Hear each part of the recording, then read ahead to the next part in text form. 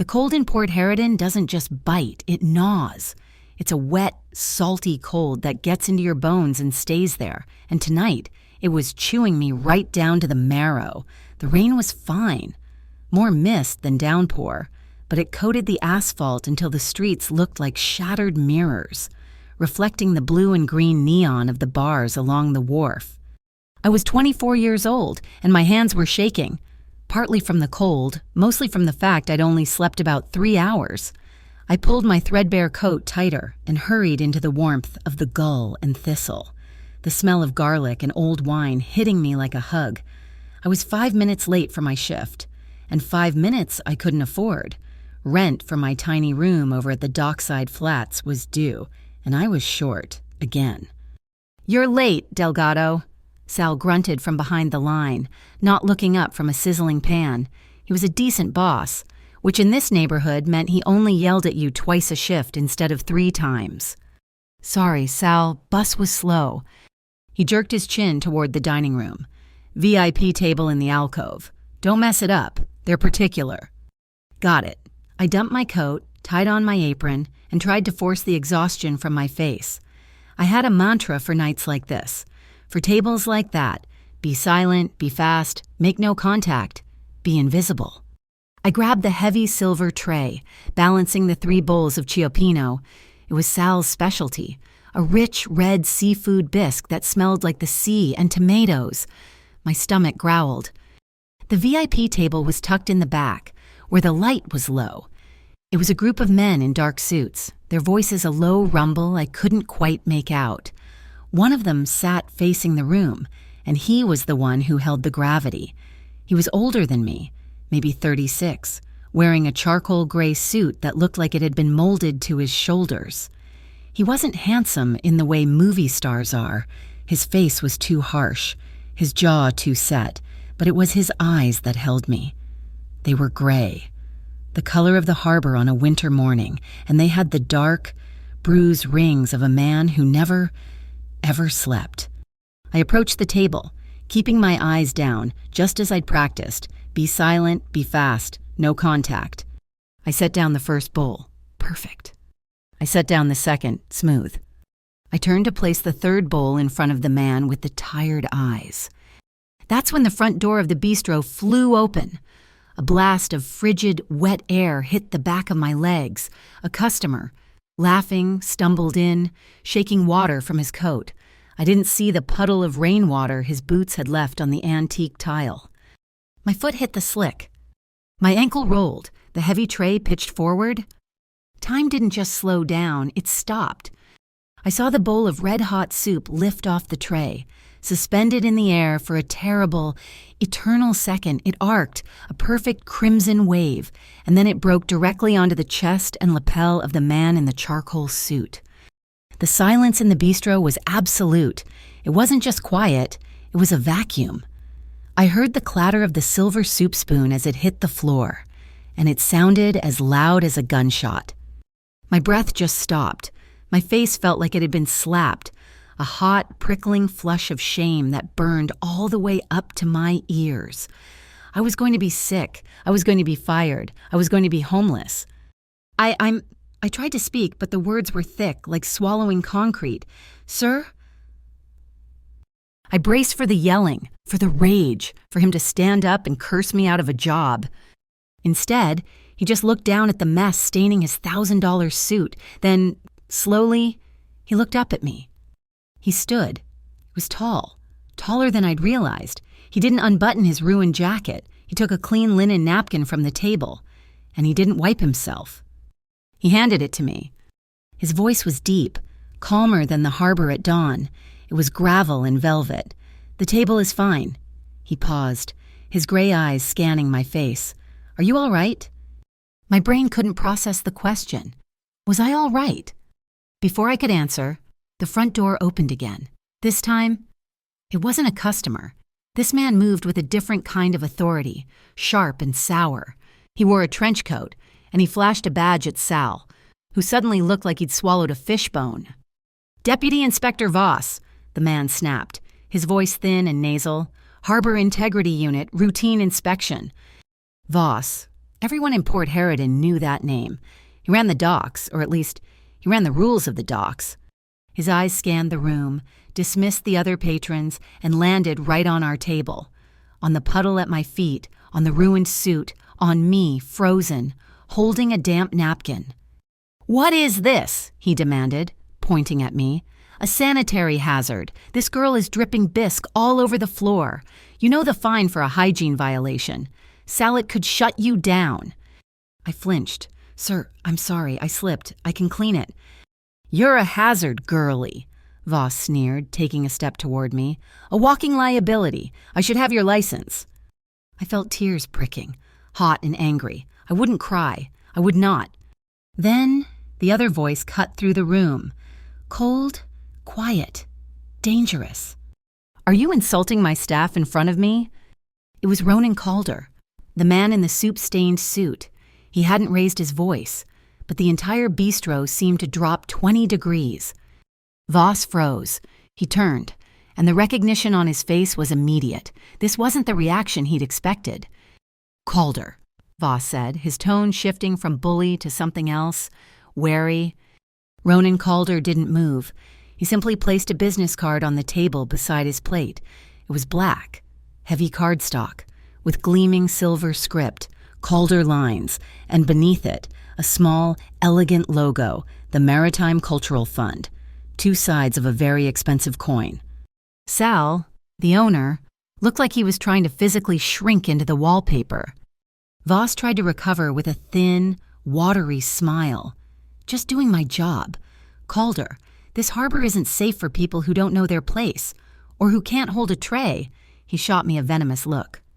Ronan picked up his water glass. He didn't look at Voss. He looked at the ice in his glass. "Stop blaming the vulnerable, Voss. It doesn't suit you." The silence stretched, tight as a piano wire. My voice came out as a tiny squeak. "Sir, your suit. I'm so sorry. I can pay for the cleaning. I don't get paid until Friday, but I can." He finally looked back at me. The ice in his eyes had thawed, just a fraction. It wasn't warmth. Not really. It was understanding. He gave a single sharp nod.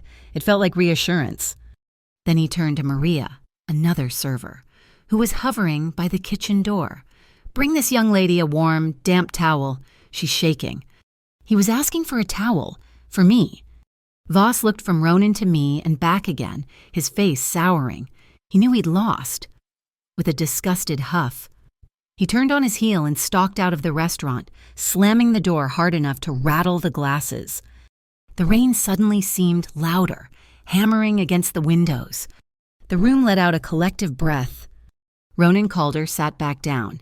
He looked at the empty, messy space in front of him. "Maria," he said, his voice back to that low, steady rumble. "Another bisque, and have Maya bring it out." My heart hammered against my ribs. He wanted me to serve him again after that. It felt like a test. It felt like a trap. And in a way, that terrified me. It felt like a second chance. The rest of the shift passed in a blur. I served him the new soup. My hands didn't shake this time. He just nodded and went back to his quiet conversation. By the time I clocked out, it was almost 2 a.m. The rain had finally eased, but the air was thick and cold. I pushed out the back alley door, pulling my thin coat tight, my mind already calculating how I was going to beg Mr. Klein for an extension on the rent. A man was standing under the awning. It wasn't Ronan. This man was built like a stone wall, dressed in a dark suit that looked just as expensive, but less refined. He was just waiting. He nodded politely as I came out. "Miss Delgado, Mr. Calder offers you a ride home." I stopped dead. "What, why?" "There's some trouble down at the dockside tonight," the man said. His voice was flat, no emotion at all. "It's not safe." A spike of pride, cold and sharp, went through me. It was pretty much all I had left. "I can take care of myself. Thank you." The man didn't argue. He didn't move. He just watched me walk away down the slick, dark street, a silent statue in the lamplight. I felt his eyes on my back for a full block. The walk from the Thistle was 15 minutes. The trouble he'd mentioned seemed to be an exaggeration. The streets were empty, quieter than usual. I turned the corner onto my block, climbed the 3 flights of stairs to my apartment, number 3B. I dug my key from my pocket, my mind already on the lumpy mattress waiting for me. I put the key in the lock. It didn't turn. I frowned, I jiggled it. Nothing. I pushed against the door. It was solid. What the hell? I leaned in closer. The lock was new. A shiny, brass deadbolt I'd never seen in my life. And then I saw the paper. It was taped to the door, a ghastly, bright red square. It wasn't a note from my landlord. It was an official notice. Emergency eviction notice. My stomach turned to ice. The words swam in front of my eyes. Failure to comply. Immediate vacate order hazard. And at the bottom, a heavy, official-looking Seal Bayfront Redevelopment Authority. My rent wasn't even due yet. This wasn't late. This wasn't legal. I pounded on the wood. Mr. Klein, what is this? Silence. My key was useless. The red notice was screaming at me under the dim, flickering hallway light. I was locked out. The man's words echoed in my head, sharp and clear. Trouble down at the dockside tonight. He hadn't been talking about a mugging. He had been talking about this. And I realized, standing there in the cold, silent hallway, that the man whose suit I had destroyed had known this was going to happen. My phone was in my pocket. My fingers were so numb I could barely unlock it, the cold making the glass screen slick. The red notice had a number at the bottom. Tenant Emergency Hotline. I dialed. I pressed the phone to my ear, my teeth starting to chatter. A click and then music. That awful, tinny, looping classical music designed to make you hang up. I stood there, in the dim, buzzing light of the 3rd floor landing, listening to fake violins play the same 30-second loop. 1 minute, 5 minutes, 10. The hallway smelled like old cabbage and despair. Nobody was coming. The hotline was a lie. Panic, cold and sharp, flooded my chest. I slammed the phone back into my pocket and ran down the stairs, taking them 2 at a time. I burst out of the alleyway onto the street. Klein's office was on the ground floor. Front-facing, I hammered on his door, the glass rattling in its frame. Mr. Klein, you can't do this. This isn't legal. No answer. The office was dark. I backed away, confused, and rounded the corner to the front of the building. And my heart stopped. It was all there. My life, my entire meager existence, piled on the wet sidewalk like garbage. My mattress, the one with the permanent dip in the middle, was already soaked through with black rainwater. My small particle board bookshelf was on its side, the few books I owned scattered and swelling. My only lamp, the one with the cracked porcelain base, was shattered. 2 black garbage bags, holding all my clothes, had been torn open. My work uniforms, my jeans, my mother's old sweater, all of it, spilled onto the filthy pavement. A figure stepped out from the shadow of the neighboring building. Mr. Klein. He was wearing a cheap, bright yellow vinyl raincoat that squeaked every time he moved. The smell of stale cigars rolled off him.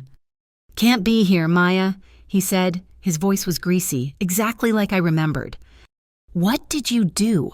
I was breathing too fast, the words catching in my throat. "You can't just throw my things out. This is America. You have to give me 30 days. My rent isn't even late." He let out a sigh, as if I was inconveniencing him. He waved a clipboard, a flimsy piece of plastic against the mist. "It's legal now. Honey. Orders from on high, slum clearance." He tapped the clipboard. "Bayfront Redevelopment Authority. You got 24 hours to move your junk before the city sanitation department trashes it. Slum clearance, this is my home." "It's a dump, Maya. And now, it's a condemned dump." I snatched the paper off his clipboard. It wasn't the red notice. This was different. It was a multi-page contract, covered in fine print. I saw the Bayfront Redevelopment logo everywhere. And then I saw the last page, a signature, authorizing the coercive removal of non-compliant tenants. The signature was sharp, angry, and familiar. Deputy Inspector Voss. The soup, the routine inspection, the way he'd sneered at me. It all clicked into place. This wasn't about rent. This wasn't about hygiene. This was a coordinated attack. Voss wasn't there to inspect the restaurant. He was there to inspect me, to see if I was just a waitress, alone, someone who would break easy. You're working with him, I whispered, the realization making me sick. I'm working with the city, girly, Klein sneered. It's done. A low, smooth purr cut through the night. It was the sound of an engine that cost more than this whole building.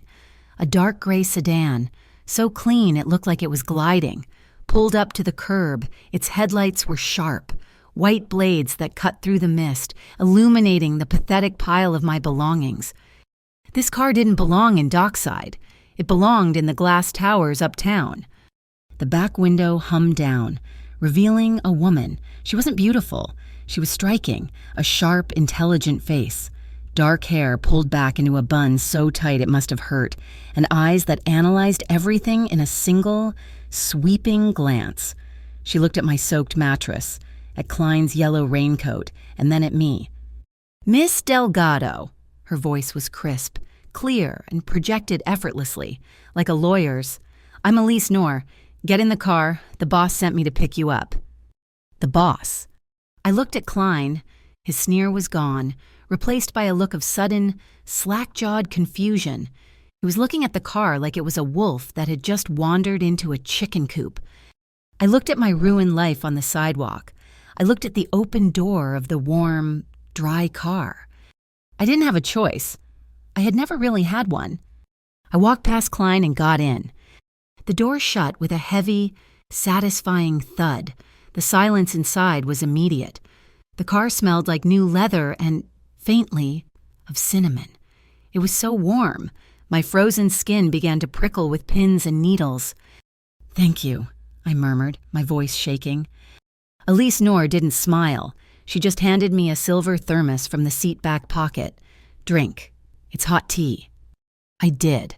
It was sweet and scalding, and it burned a trail of warmth right down to my stomach. Let me see the notice, she said. I handed her the crumpled red paper I had torn from my door. She turned on a small, bright white overhead light. Her eyes, dark and sharp, scanned the document. She didn't just read it. She dissected it. This is garbage, she said after a moment, her tone one of pure professional disgust. What do you mean? The seal, she pointed.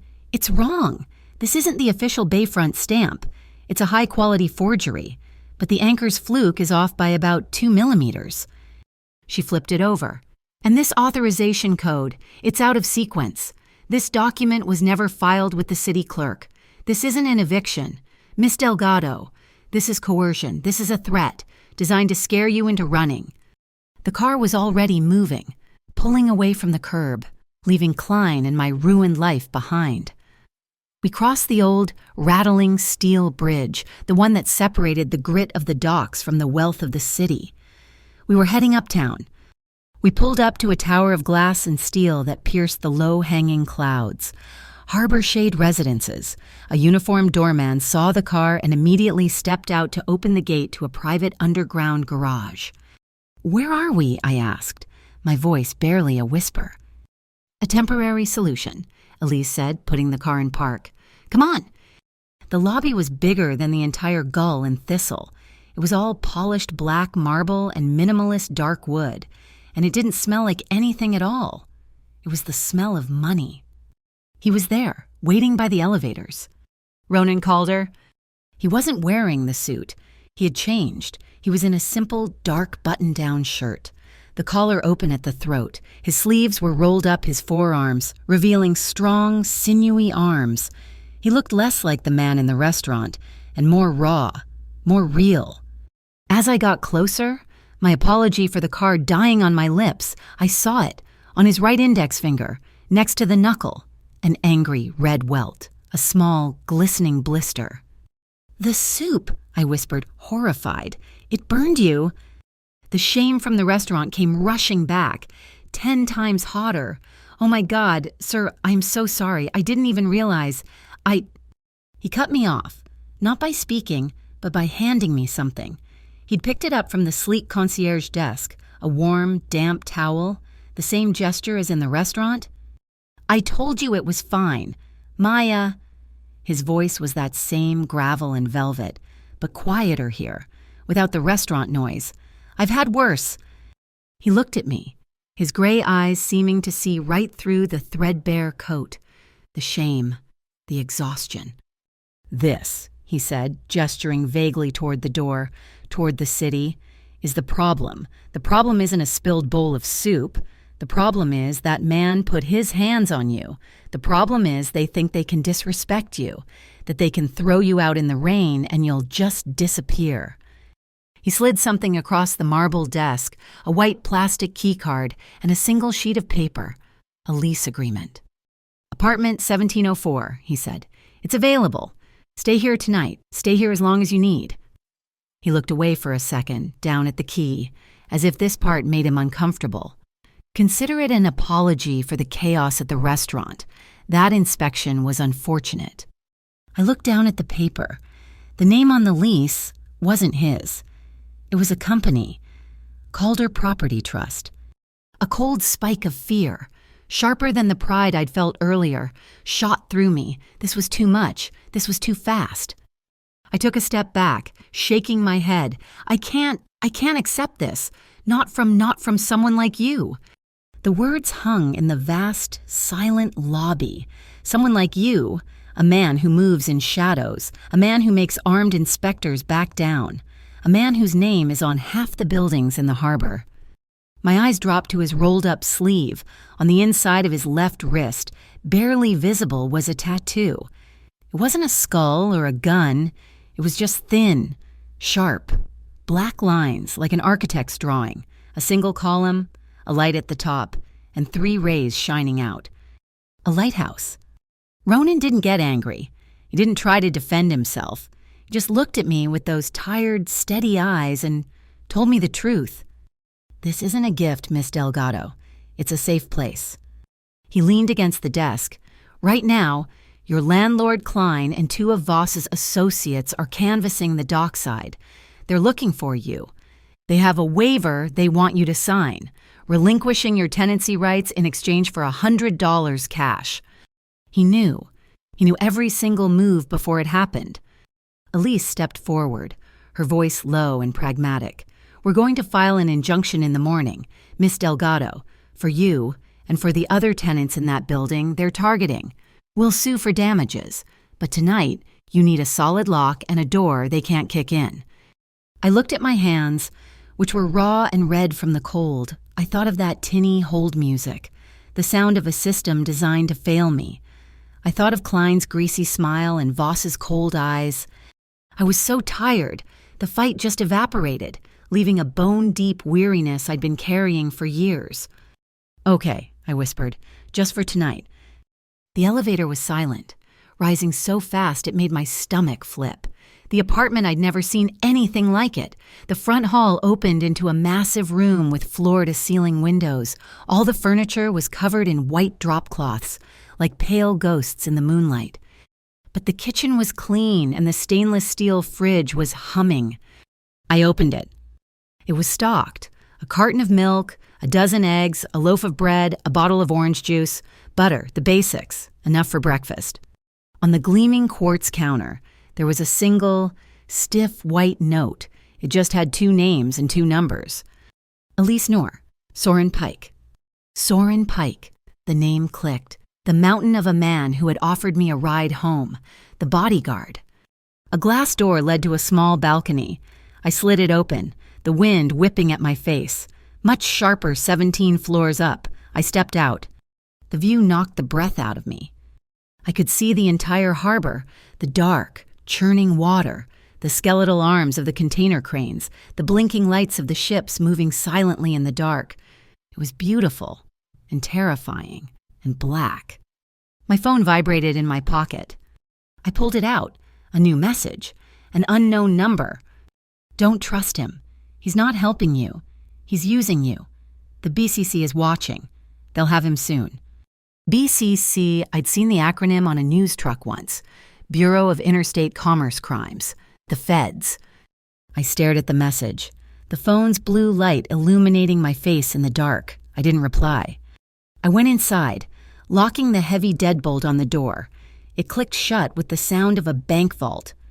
I didn't bother with the bedrooms. I grabbed one of the ghost sheets from a chair, curled up on the long sofa, and pulled the sheet over me. I fell asleep. But it wasn't sleep. It was a fitful, haunted darkness. I dreamed of falling. I dreamed of the smell of tomatoes and salt. I dreamed of gray eyes. I woke up to a sound that always meant trouble in Port Harridan. Sirens. It was just before dawn. The sky a sick, bruised purple-gray. The sound wasn't coming from the street below. It was coming from the harbor. I stumbled to the balcony, pulling the sheet around my shoulders. The wind was biting. Down on the docks, maybe a mile away, there was a swarm of flashing red and blue lights. They were clustered around one of the massive warehouses, right on the water. Even from this distance, I could read the faded, giant letters painted on the roof. Calder lines, police cruisers, fire trucks, an ambulance, its siren wailing as it sped toward the scene. They were cordoning off the entire pier. A work accident, I thought, the phrase feeling bitter and cold in my mouth. The text message echoed in my head. They'll have him soon. I stood on the balcony of the glass tower, watching the chaos unfold at his warehouse, and I knew, with absolute certainty, that this was all connected. It had all started the moment I'd tripped, the moment I'd spilled that soup. The sirens faded, but the image of the flashing lights on the Calder Line's warehouse was burned into my retinas. I stood in the silence of the massive, empty apartment, the gray morning light creeping in through the floor-to-ceiling windows.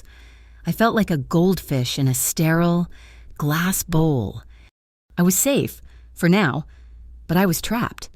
I looked at the documents Elise Knorr had left on the counter, the fake red eviction notice, the one with the wrong seal. My mother's voice surfaced, a memory so clear it startled me. Lucia Delgado. She'd spent her life in a small garment factory in the city, her fingers permanently calloused from the needles. She used to bring home scraps for me to practice on, teaching me how to see. Maya, she'd say, her accent thick and warm, never trust the fancy fabric. Anyone can buy good cloth. You look at the seams, look at the stitching. That's where they hide the truth, or the lies. I looked at the documents again. I had the red notice from my door, but I also remembered the other document, the multi-page contract on Klein's clipboard, the one he'd waved in my face. I remembered snatching it from him, seeing Voss's name at the bottom. I dropped it when I got in the car, but the image was seared into my brain. I smoothed the red notice out on the cold quartz countertop. I stared at the signature Deputy Inspector Voss. It was an angry, sharp signature, but something was wrong. It wasn't just the seal Elise had mentioned. I closed my eyes, picturing the other paper, the one on Klein's clipboard. I pictured his greasy thumb next to the signature. My eyes snapped open. They didn't match. It was the V in Voss, on the contract Klein held. The final stroke of the letter was sharp, arrogant, a straight line slashing down. But on this red notice from my door, the tail of the V hooked slightly to the left, a tiny, almost imperceptible difference. My mother's voice, look at the stitching. These weren't just forgeries. They were different forgeries. They were sloppy. They were rushed. It meant they were desperate. The hot, burning shame I'd felt about the soup, about ruining Ronan Calder's suit, suddenly evaporated. It felt trivial, like a child's mistake. This was adult. This was dangerous. This wasn't about a clumsy waitress anymore. Someone wanted me out of that building. Someone wanted everyone in that building gone, and they were willing to sign a powerful man's name badly to make it happen. My phone buzzed on the counter. I flinched, my heart leaping into my throat. I expected the BICC text again, or maybe Klein, or... It was an unknown number, a picture message. My stomach hollowed out. I opened it. It was a photo of me. I was in my uniform, in the kitchen of the Gull and Thistle, my back to the alley window. I recognized the moment. It was 2 nights ago. I was arguing with Sal about my hours, my hands on my hips, my face pinched in frustration. Someone had been standing in the alley, watching me, close enough to see the expression on my face. My phone buzzed again, a new message from the same number. Another photo. This one was of me, right here, in this apartment. I was standing on the balcony, wrapped in the white sheet, looking down at the harbor. It had been taken just hours ago, in the pre-dawn light. Who was watching me? The message that followed was simple. Nice view. Maya, don't get too comfortable. I backed away from the window, stumbling over one of the ghost white sheets. This wasn't a safe house. It was a display case. I grabbed my coat. I had to get out. But get out where? Back to the street, back to Klein. No, I needed information. I took the silent elevator down to the black marble lobby. The morning concierge was a different man, younger, with a polite, professional emptiness in his eyes. "Excuse me," I said, trying to keep my voice steady. "I'm staying in 1704. I was just wondering, who owns this building? The management company." He gave me that polite $1 million smile. "The building is managed by Blackwave Holdings, ma'am." The name meant nothing to me. And who are they? They are the executive property division of the Calder Property Trust, ma'am. The breath left my lungs. The Calder Property Trust, the same name on the lease agreement he'd given me. He hadn't just found me a room. He hadn't rented one. He owned the entire tower. He bought the whole building, I murmured, feeling stupid. Why? The concierge just smiled, the question clearly too large or too naive for him to answer. My phone rang. This time it wasn't a text. The screen flashed Ronan Calder. I almost dropped it. I stared at the name, my thumb hovering over the decline button, but the image of the camera flashed from another building. The image of those two different signatures. I was already in the storm. I couldn't pretend to be on the shore. I answered, "Hello? Did you find the food?" His voice was rougher than it had been in the restaurant, a low, gravelly rasp, like he hadn't slept at all. The sirens, the raid. "Yes," I said, my voice stiff. "Thank you for the apartment and the groceries. It's a room. Maya, that's all." A pause. I heard him sigh, a sound like grinding stones. "Elise is filing the preliminary injunction against Bayfront this morning. She needs a formal statement from you, about Klein, about the notice." A statement. "We need to meet. I have to deal with the mess at Pier 4, but I can spare an hour. Klein won't be the last. They'll send someone else." I looked out the massive lobby doors at the rainy, indifferent city. I thought of the man watching me, of the camera lens. "I don't know," I stammered. "This is you own this whole building. I don't know what this is. Mr. Calder, I don't want to be involved." The line was silent for a long moment. I expected him to push, to command, to use that cold, quiet anger he'd used on Voss. "It's a choice," he said, his voice quiet. "It's not an order. You can walk out that front door right now. Elise will still file the injunction. But they know who you are now. Maya, they won't stop." He was right, and that simple phrase, "it's a choice," cut through my panic. He wasn't locking me in. He was telling me the cage was already there. He was just offering a different one. "Okay," I said, my resolve hardening. "Where?" We met at Sparrow's Mooring, a small, wood-paneled cafe on the water, far from the thistle, far from dockside. It smelled like dark roast coffee and damp wood. I saw him before he saw me, and he was in a back booth, facing the door. No suit. He wore a simple dark Henley that stretched across his shoulders and a dark wool peacoat. He was pulling a black beanie off his head, his hair mussed. Soren, the human wall, was at the counter, nursing a coffee, his back to the room, but his eyes watching the door in the reflection of the espresso machine. I slid into the booth. A mug of black coffee was already waiting for me. He looked exhausted. That bruised look around his eyes was deeper, darker. "The raid," I said. "It wasn't a question." He nodded, pushing a manila folder across the table. I flipped it open. The top sheet was a photograph, grainy and dark, of his warehouse, of a forklift seemingly crashed into the side of a large blue shipping container. "The accident at Pier 4, he said, his voice low. "A forklift malfunctioned, breached a container, except the container was empty. It was bait." "Bait for who?" "The BICC showed up before the Port Harridan PD, before the fire department. They had a warrant before the dust settled." "The BICC," I said, remembering the text. "Bureau of Interstate Commerce Crimes." "New," he said, sipping his coffee. "A shiny new federal agency, funded by a dozen coastal states, supposedly to crack down on smuggling. They're not here to stop smuggling, Maya, they're here to control it. And they're coordinating, step for step, with Voss's Harbor Integrity Unit." He leaned forward. The small cafe felt like it shrank just to our table. "They're trying to choke me out. They raid my warehouse on a fake tip. They freeze my assets for 24 hours pending investigation. And in that window, they use fake documents to tear down a building full of people in Dockside. It's a land grab, and they're using a federal badge to make it look clean." I listened. I wasn't a waitress anymore. I was something else, a witness, a target.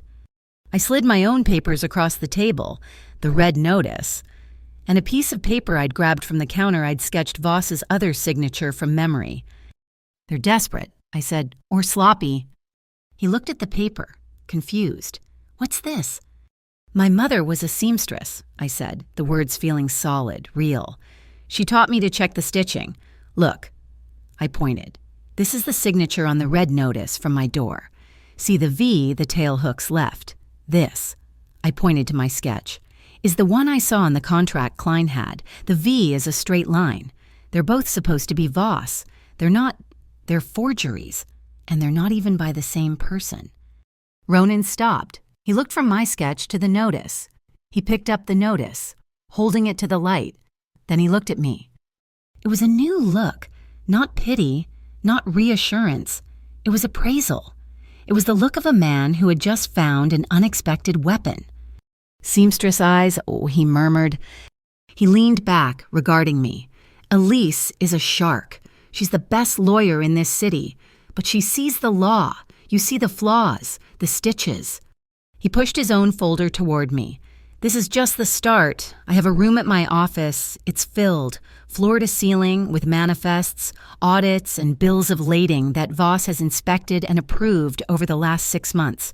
I need those eyes. I need you to find the other hooks, the other bad stitches." He reached into his peacoat. "I'll pay you. Double what Sal pays you at the Thistle. Cash. Today." The air thickened. This was it. This was the moment of divergence, the path that led back to my old life, a life that was now piled on a wet sidewalk in this new, terrifying path. "Pay me." My voice was sharp, colder than I intended.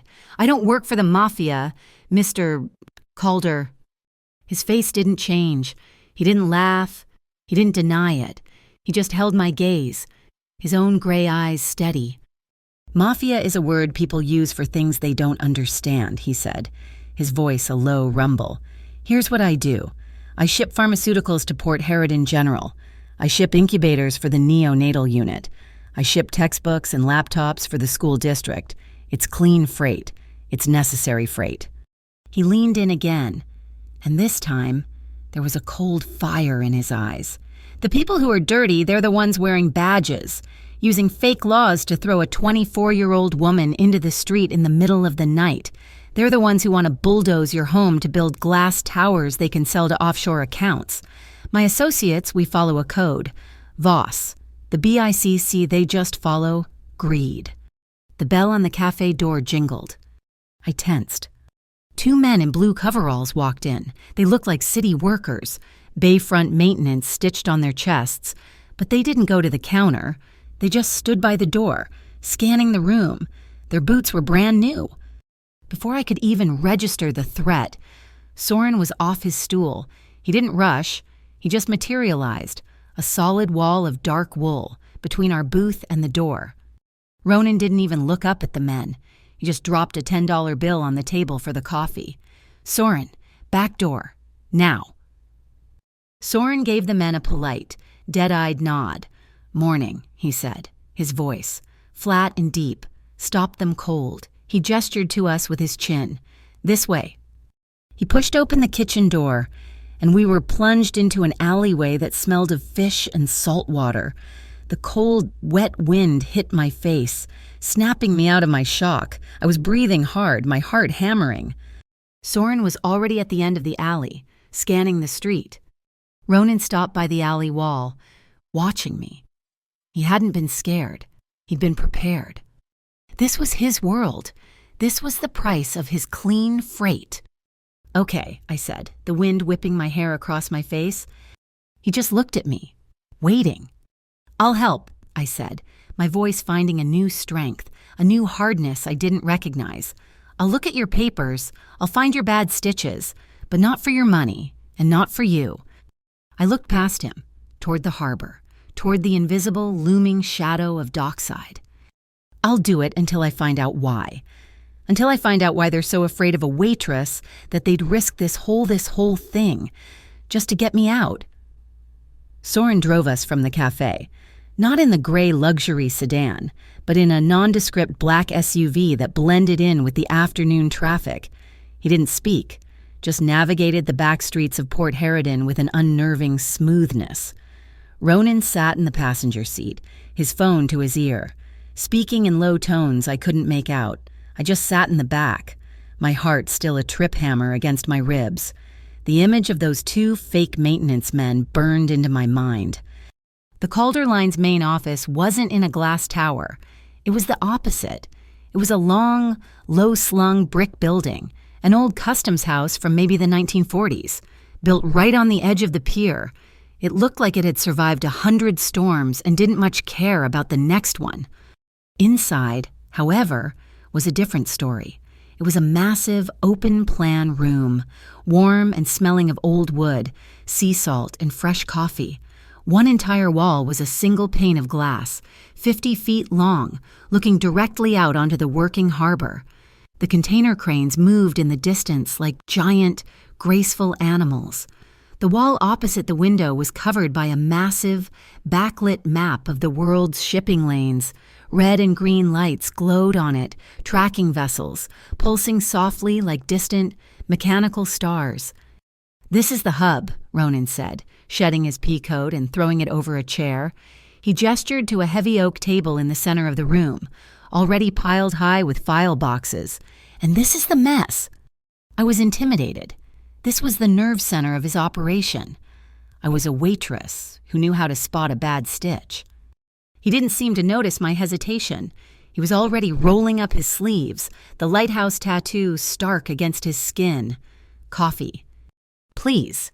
He brought it to me in a thick, heavy ceramic mug, no logo, just solid, functional, and warm. "Elise brought these over from the court archives," he said, tapping the nearest box. "Voss's last 2 years of inspections, and these," he tapped another, "are our internal manifests for the same period. Somewhere in the difference is the lie." He opened a drawer in a steel filing cabinet and pulled out a small, plastic-wrapped pack. He tore it open and handed me a pen, a simple, blue Pilot G2, the kind I used to use for my order pads. "You'll want this," he said. I reached for it, and his fingers brushed mine. It wasn't a spark. It was a jolt, a sharp, surprising shock of static electricity, amplified by the tension and the cold. It was so strong, I almost dropped the pen. I looked up, startled, and met his eyes. He hadn't flinched, but his gaze was arrested, caught. I looked away first, my face heating up. "Thanks." We worked. For the next 2 hours, the only sounds were the rustle of paper, the distant, muffled groan of the cranes, and the rhythmic thud of Ronan's signet ring as he tapped his mug. It was exactly like he'd said. I saw the flaws. He saw the meaning. "This one," I said, sliding a freight manifest across the table. "Look, Voss signed off on this inspection at Pier 4 at 10:03 a.m. on Tuesday." Ronan glanced at it. "Yeah, a container of medical supplies. Clean." "But look at this," I said, sliding a second paper. A simple warehouse entry log. Next to it, "This is from Pier 9, 3 miles away. Voss signed for a delivery of, I don't know, industrial solvents at 10:19 a.m. on the same day. Ronan went still. 16 minutes. He can't have done both, I said, my heart starting to beat faster. Not properly. He couldn't have driven from 4 to 9, let alone inspected a full container, in 16 minutes. He didn't inspect it, Ronan said, his voice a low growl. He rubber-stamped it. The solvents, that's the one. He knew what was in it, so he didn't need to look. He just signed his name. But he had to do my clean shipment first, for appearance's sake. I felt a grim satisfaction. The stitching is frayed. He looked at me, a flicker of something approval. Keep going, Maya. Find me another one. We found 4 more. A pattern emerged. Clean shipments for Calder lines, inspected with impossible speed, always immediately followed by a high-value, vague shipment for a shell company I'd never heard of, Anchor Line Consulting. The same name from the BICC rumors, the same symbol as the bad seal on my eviction notice, the hook. The glass door to the office opened. Elise Knorr walked in, her heels clicking smartly on the wood floor. She was holding a small, white pastry box. She looked at the two of us, heads bent together over the table. She looked at the 2 nearly identical coffee mugs, at the pile of papers I had marked, at the pile Ronan had claimed. A small, knowing smile just touched the corners of her mouth before she erased it. I brought cannoli, she said, placing the box between us. You're both going to forget to eat, and then you'll be useless. Ronan just grunted, but I looked up. Thank you, Elise. How's it going? She asked. Maya has seamstress eyes, Ronan said, not looking up from a file. She just found the Anchor Line connection. They're not just sloppy, they're arrogant. Elise raised an eyebrow at me. Impressed. Good. Keep him focused. I'm going to draft the new affidavits. She turned and walked out. I picked up a cannoli. It was crisp and sweet, and I realized I was starving. She's right, Ronan said, finally leaning back in his chair, rubbing the bridge of his nose. The fatigue was rolling off him in waves. We should take a break. I gestured around the room. This is a lot. The ships, the map, this whole place. It's just logistics, Nati, he said, as if it were simple. He took a bite of his own pastry. It's what I'm good at, moving things from A to B. What about you? What are you good at, besides spotting bad stitches and spilling soup? There was no malice in it. It was a genuine question. I felt myself flush. I wanted to be an interior designer. The admission hung in the air, sounding small and childish in this room of global commerce. He didn't laugh. He just watched me. A designer like pillows and paint chips. No, I said, a little defensively. Like light and space, how a room feels, how the morning light hits a wall. I'm good with light. He was quiet for a moment, just looking at me. East-facing windows, he said, more to himself than to me. I frowned. What? Nothing, just a thought. A sudden, violent rat-a-tat-tat exploded above us. I yelped, dropping the cannoli. It was rain. A sudden, furious squall, blowing in from the sea, hammering against the giant glass window and the skylights in the roof. The harbor disappeared behind a sheet of gray water. It was loud, but also cozy. We were inside the storm, but safe from it. You never get used to that, he said, watching the water cascade down the glass. This building groans like an old ship in a high wind. My eyes drifted to his wrist, to the tattoo. The lighthouse, I said, my voice softer. Why? He looked down at it, tracing the thin black lines with his finger. My grandfather ran a tugboat, he said, his voice distant. He pulled ships off the rocks in weather worse than this. He always said the sea will take what it wants. It's greedy. But a lighthouse, it's a promise. It's one fixed point in the chaos, a promise not to abandon the ships that are lost. He looked up, and his gray eyes met mine. I don't like leaving people in the storm, Maya. A promise not to abandon lost ships. He was talking about me. Before I could process that, before I could figure out what to say, his phone vibrated on the table, the sound harsh and violent. He looked at the screen. The exhaustion vanished, replaced by that cold, sharp focus. He answered, but didn't speak. He just listened. I watched his face. His jaw tightened, his knuckles, wrapped around the phone, went white. The only sound was the drumming of the rain and the faint crackle from the phone's speaker. "I see," he said, his voice dangerously soft. He hung up. "What is it?" "Voss." He stood up, walking to the window, staring out at the blurred, raging water. That was not a friendly call. He has security footage from the Gull and Thistle from last night. "The soup." "No." He turned around. "Footage from the back office. From an hour before my dinner, it's fabricated, spliced. It shows you, clear as day, going into Sal's office and putting a stack of papers into your bag." "What? Never. I was rolling silverware." "I know." His voice was flat. "But the video shows you, and Voss says the papers you stole were part of a compensation claim, a fraudulent one, and he says I paid you to steal them. He's framing you as an accomplice." My blood ran cold. "He can't. Sal would tell him." "Sal will say whatever Voss tells him to say. He threatened to arrest you tonight, unless you come in voluntarily and cooperate." "Cooperate? Cooperate with what?" I was shaking again. But this time with rage. "This is insane." "It's leverage," Ronan said, pushing away from the window. "He's not trying to arrest you. He's trying to scare you into running, so he can use you against me." He looked at me, his eyes dark with an anger that wasn't directed at me. "You're not going anywhere." He hit an intercom on his desk. "Soren, my office, now." "What are we doing?" I asked, my voice high and thin. "We're moving. We're not safe here. He's desperate. He's making a move." He grabbed my coat from the chair. "Come on." He didn't take me to the lobby. He led me to a back staircase, one that spiraled down into the building's foundation. It opened into a room that felt different. It was a conference room, but it was underground, no windows, paneled in dark, soundproof wood, with a heavy bank vault-style door. It was silent. The roar of the storm was gone, replaced by a low, quiet hum. "It's the old strong room," he said. "The walls are 3 feet of concrete.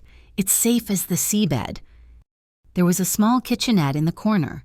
He went to it, his movements quick and precise, and started making tea. "This is where we wait for Soren to clear the exits."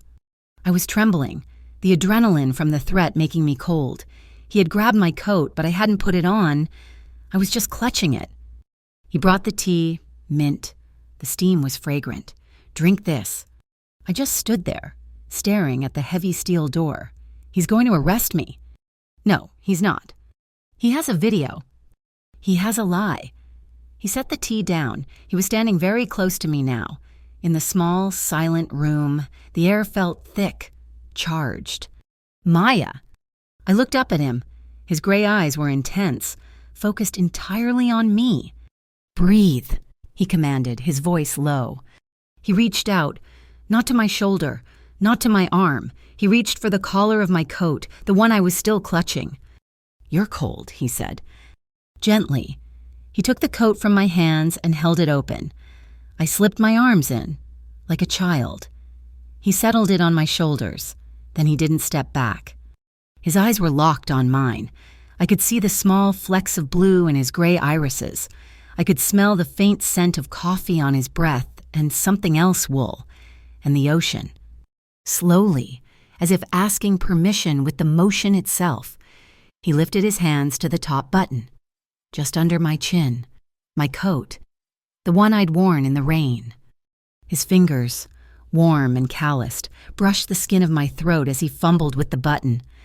My breath hitched in my chest. I couldn't move. I couldn't speak. It was the most intimate gesture I had ever experienced. It was more intense than a hand on my waist, more than a touch. It was care. It was protection, and it was terrifying. His fingers stilled. He felt me stop breathing.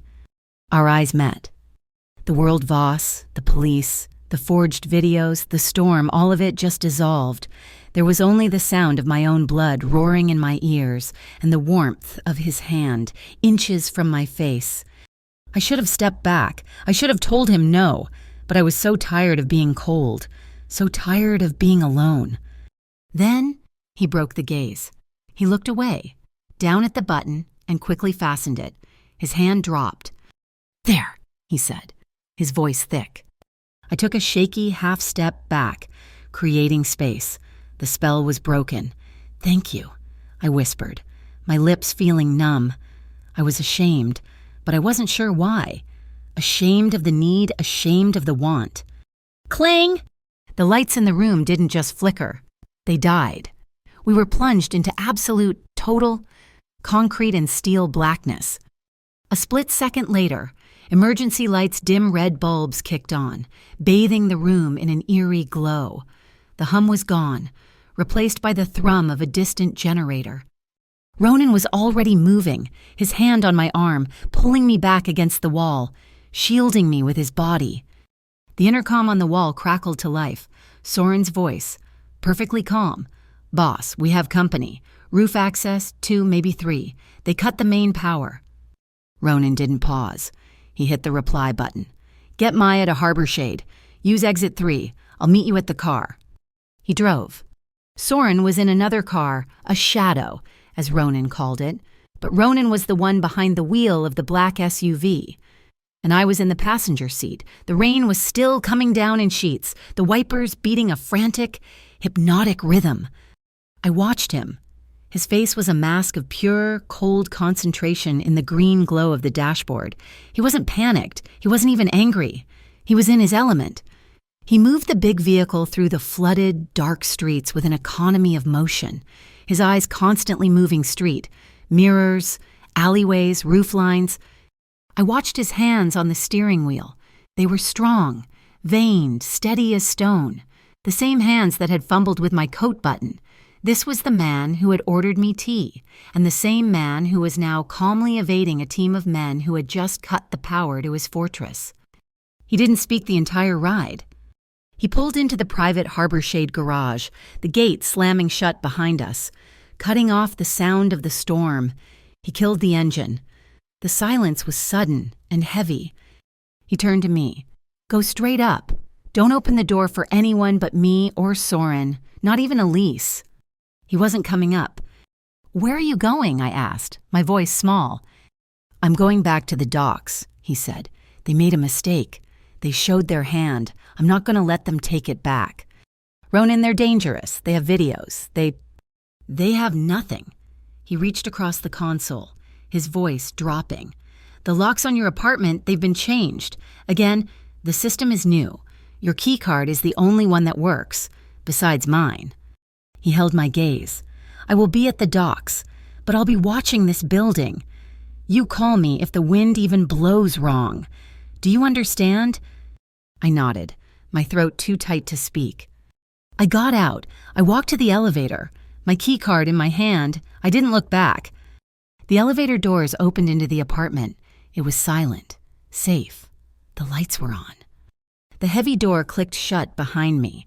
The deadbolt, new and solid, slid home with a heavy thunk.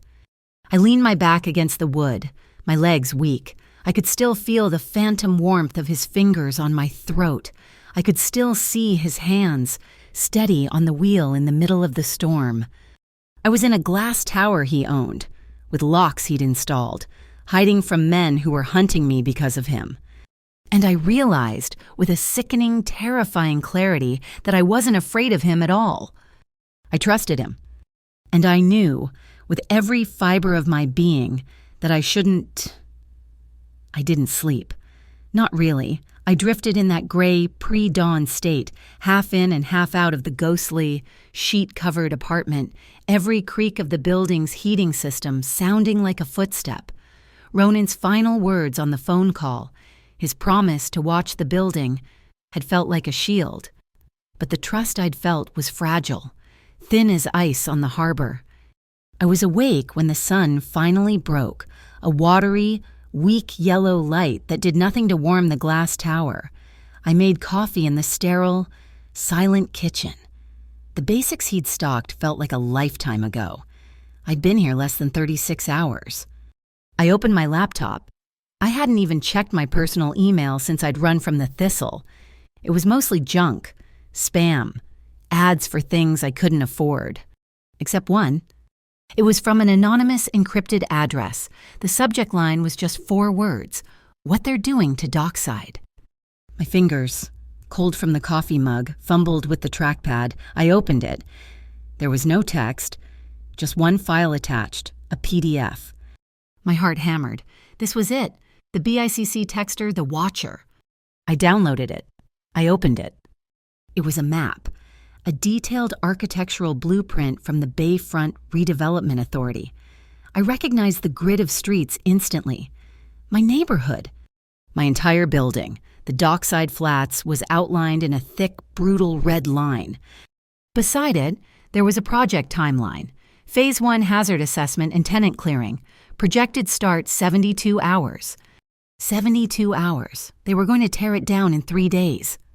I scrolled, my blood running cold. I was looking for a signature, a name, anything. There was nothing. But I remembered what Elise had said about the seal, what my mother had taught me. Look at the stitching. I zoomed in, deep into the file's corner, almost invisible. A digital watermark. I clicked View Properties, View Metadata. A small box popped up, Author Unit Voss Acquisition. And beside it, a small, stylized logo.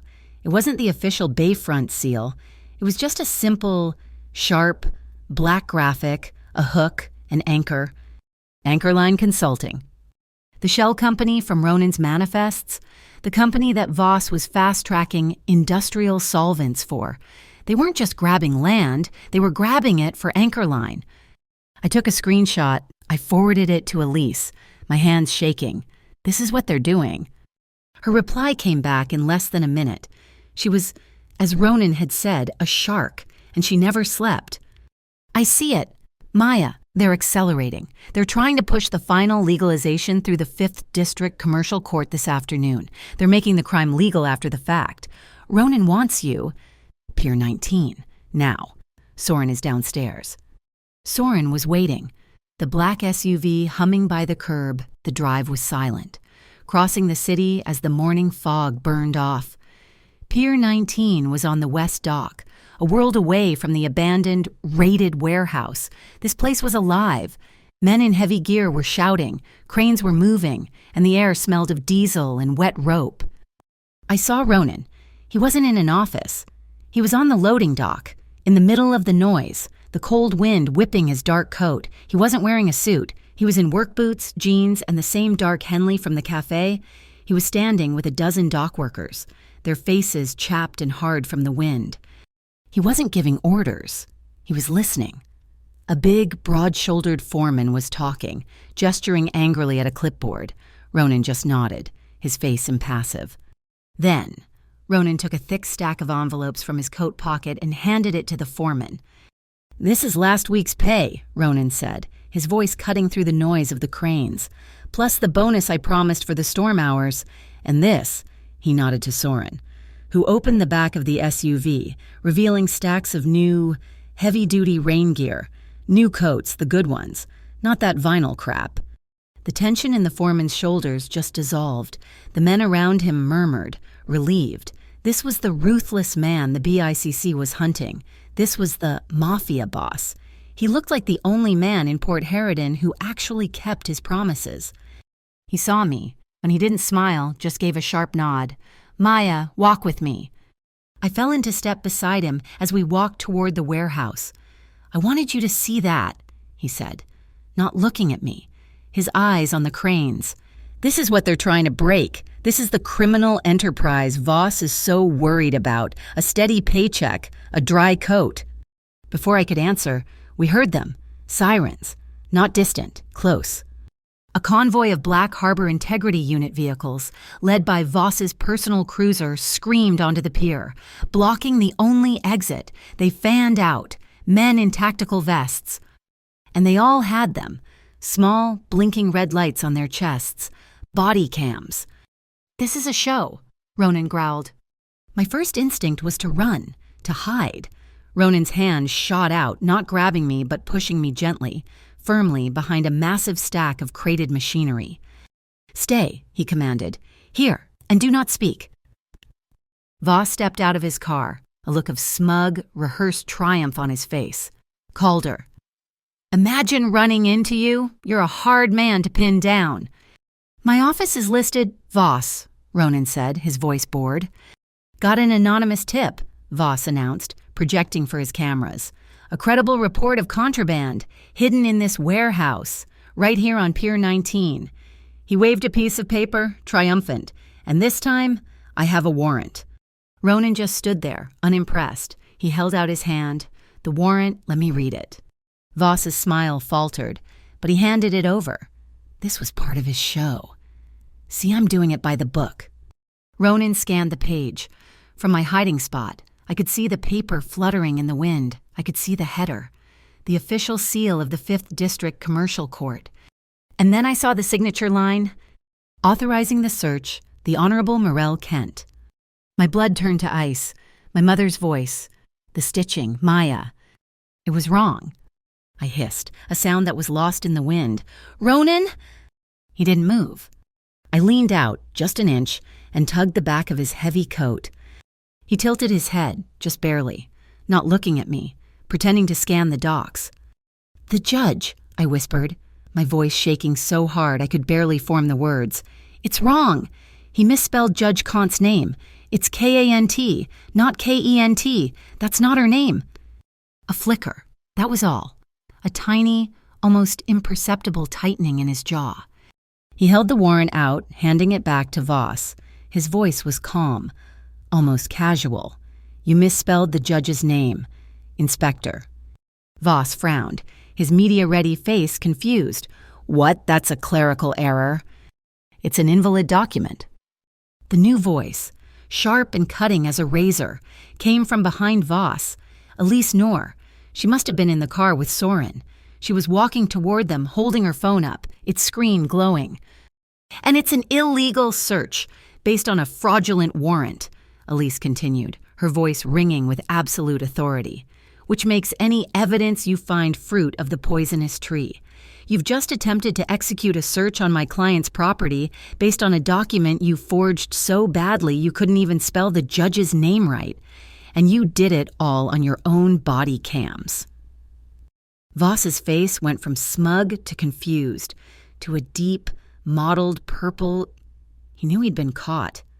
I'm filing an emergency motion to dismiss for prosecutorial misconduct, Elise said, tapping her phone. It's already sent. Congratulations.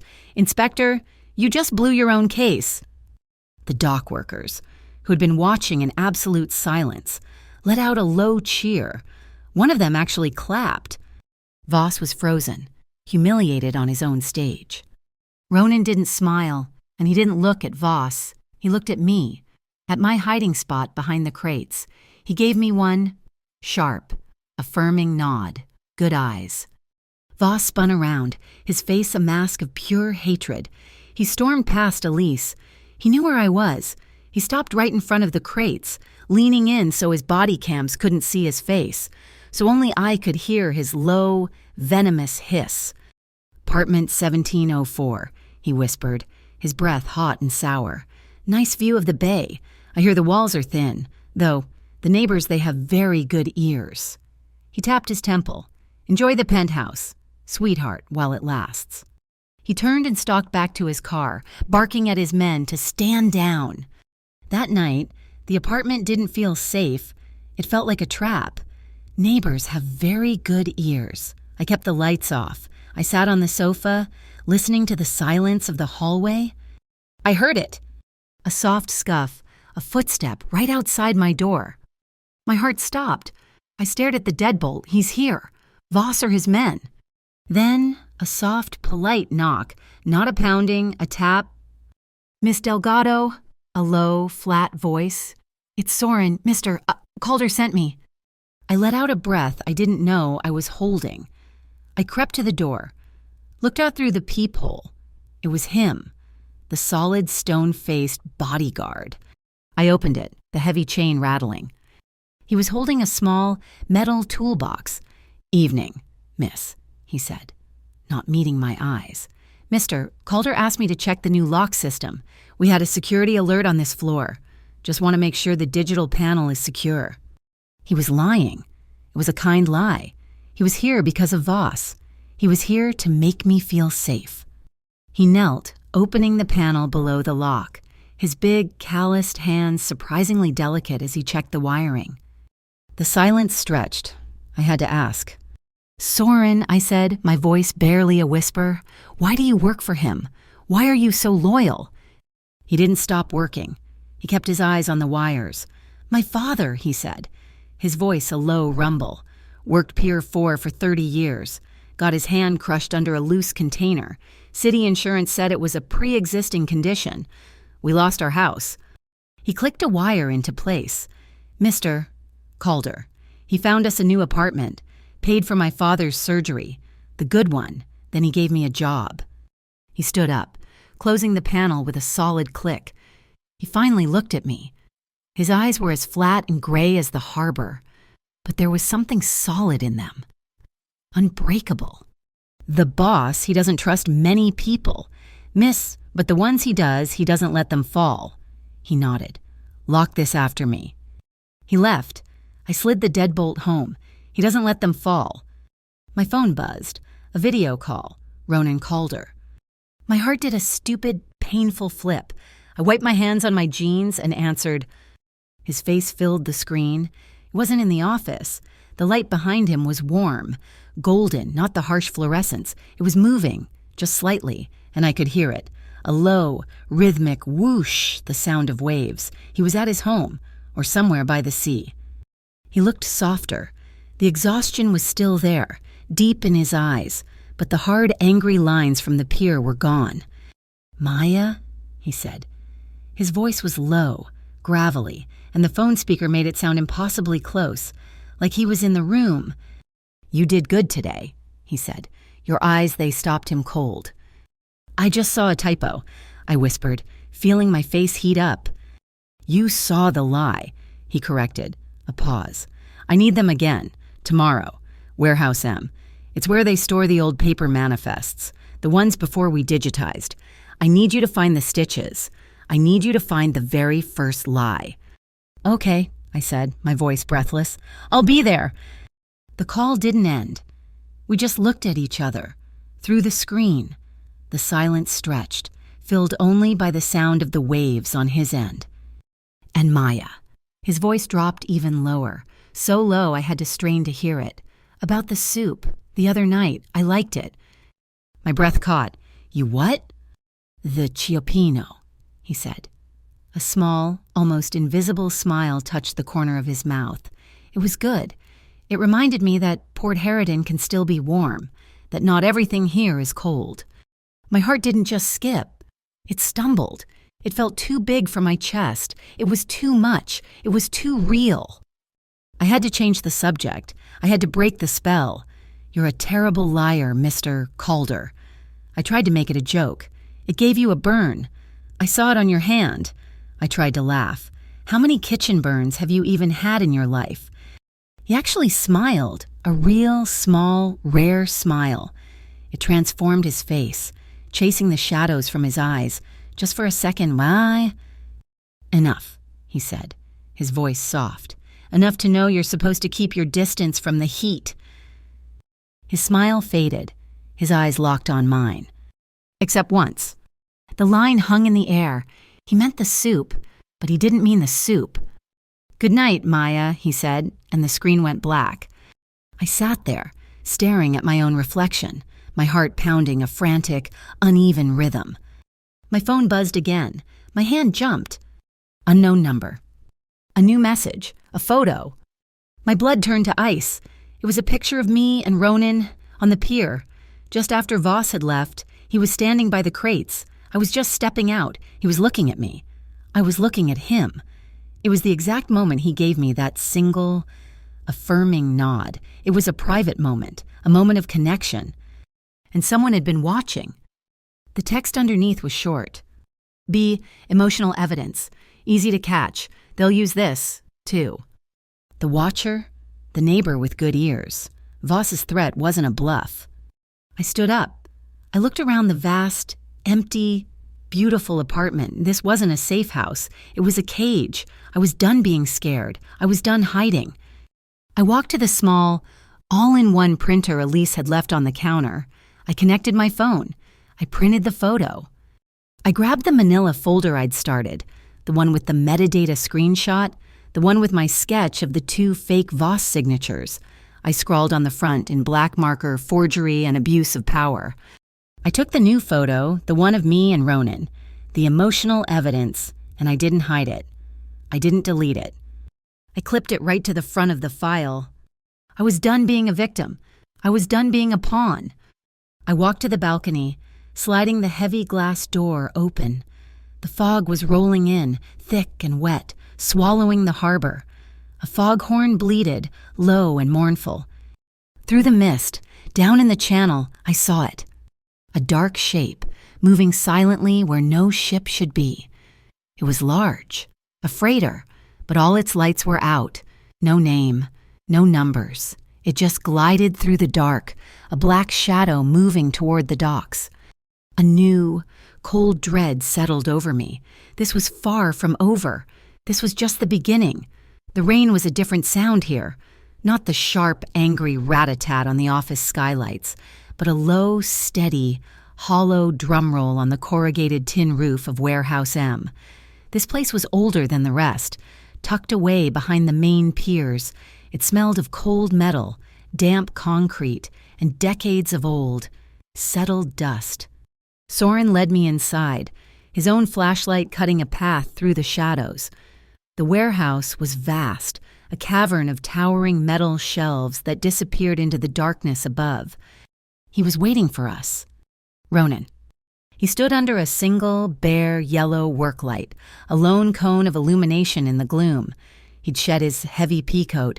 He was just in his dark Henley. The sleeves pushed up his forearms. The lighthouse tattoo was stark and clear on his skin. He was leaning against one of the shelves, his arms crossed, waiting. He looked like a guardian of old, forgotten things. "This is it," he said, his voice a low rumble that barely carried over the steady drumming of the rain. "The paper archives, everything before we went digital. 10 years of dust and lies."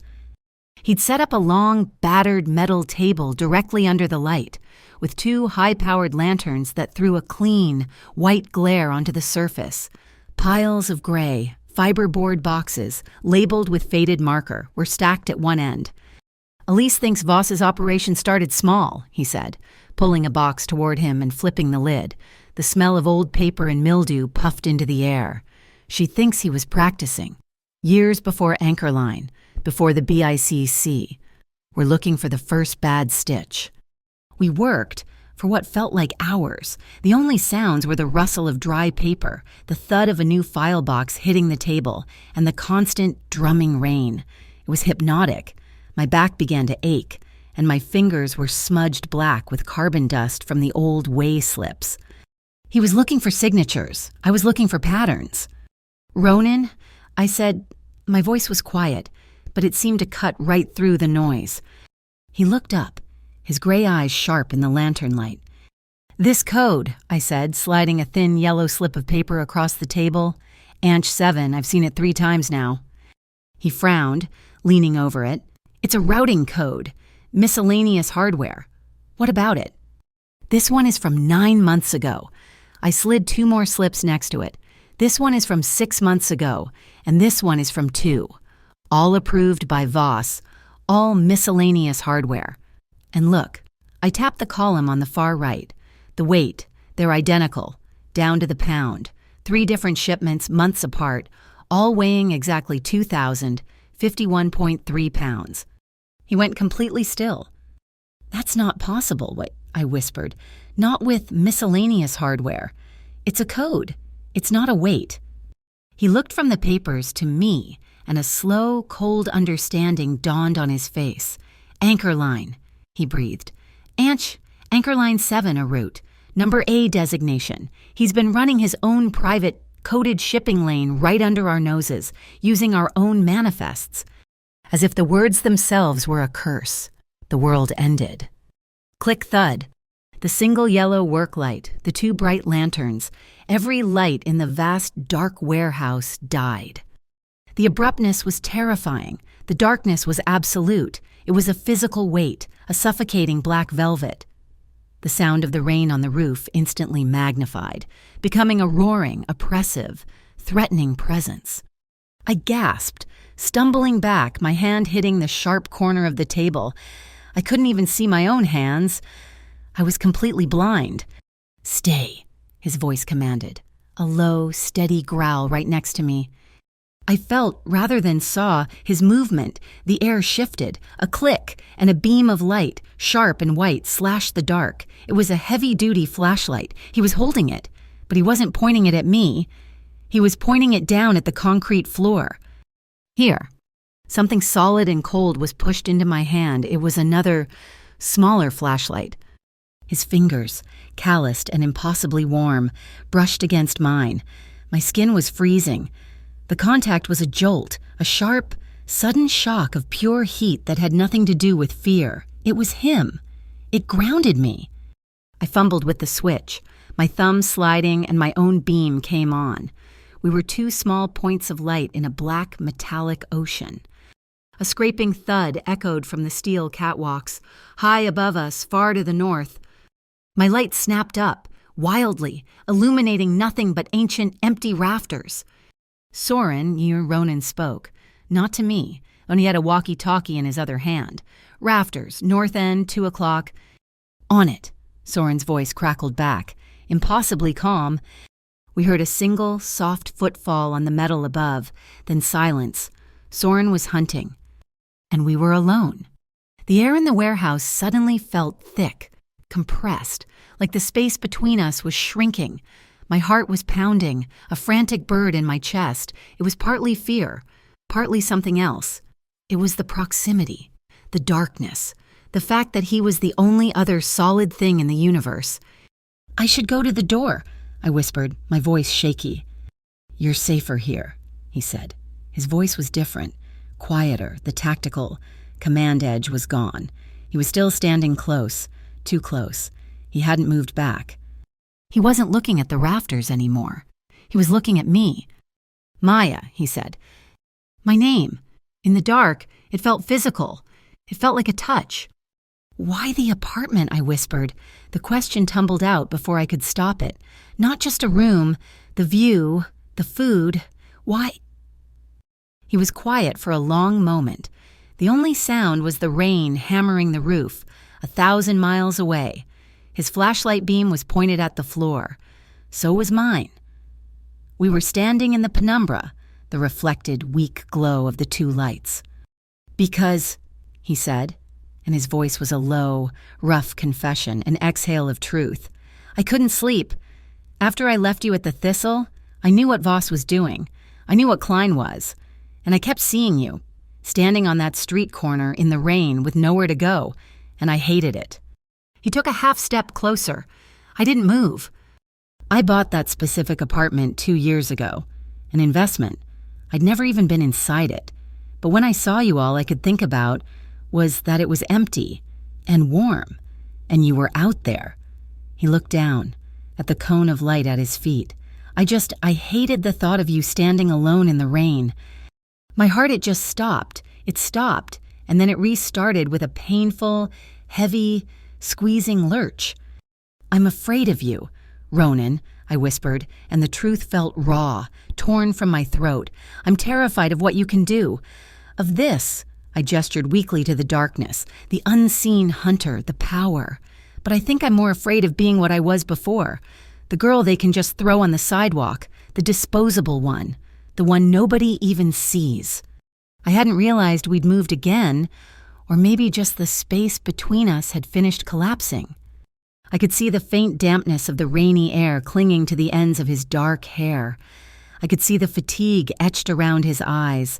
He could see, I knew, that my hand, the one holding the flashlight, was trembling, not from cold, not from fear. He lifted his free hand, the one that wasn't holding the walkie-talkie. He didn't touch me.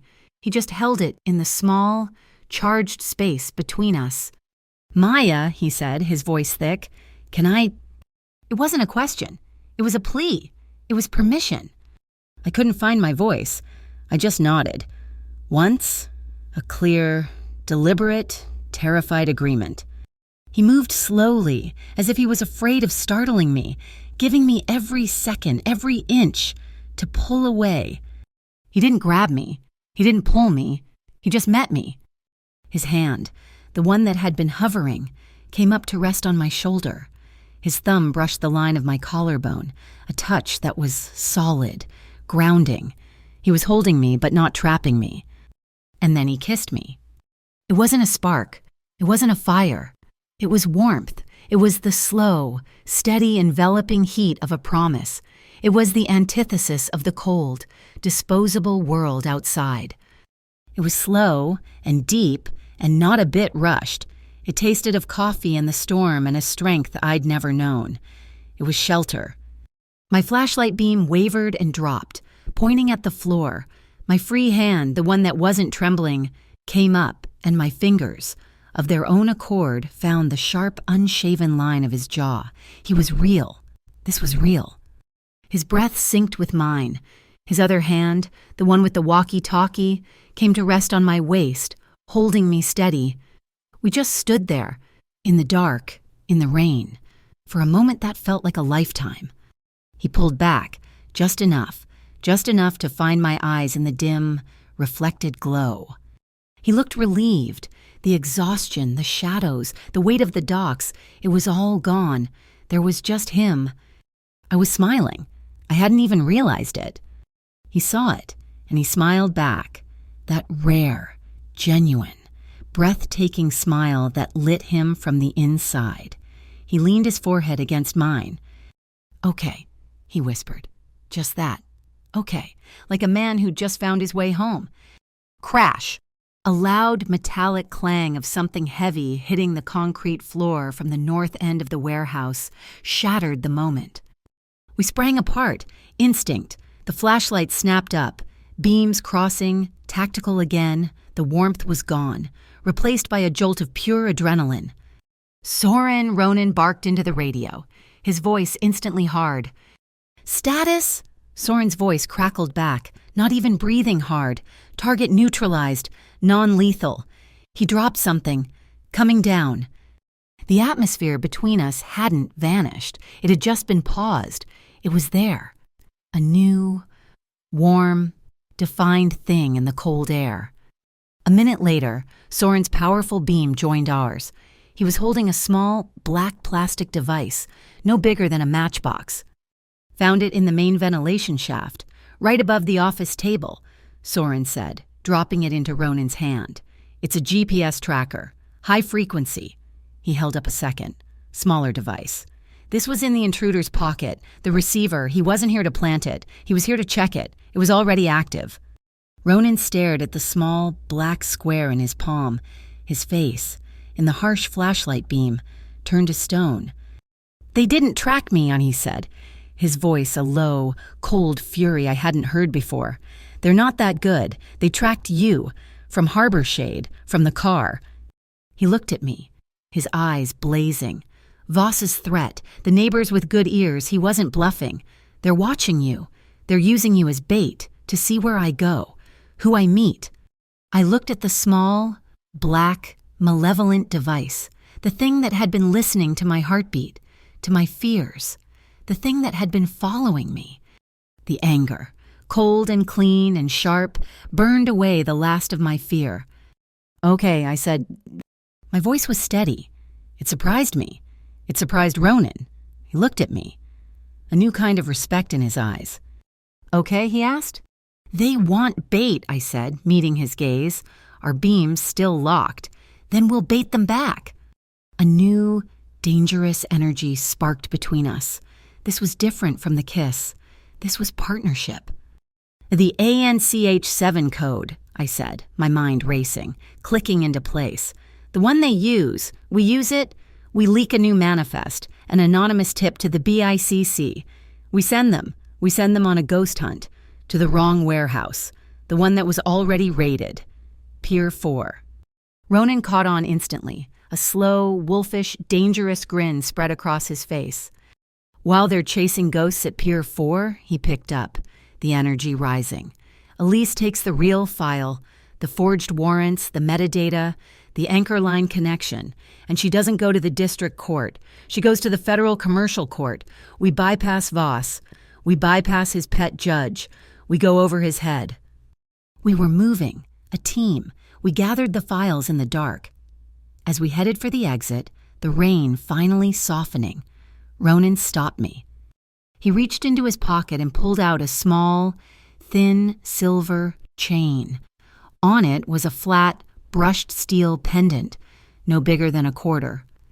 "This isn't a gift," he said, his voice serious, all traces of the earlier softness gone, replaced by a hard, protective edge. "It's a tool. Press the center, Soren, and his entire team get an immediate alert of your location. Press and hold, and it's a live mic. Do not hesitate to use it, ever."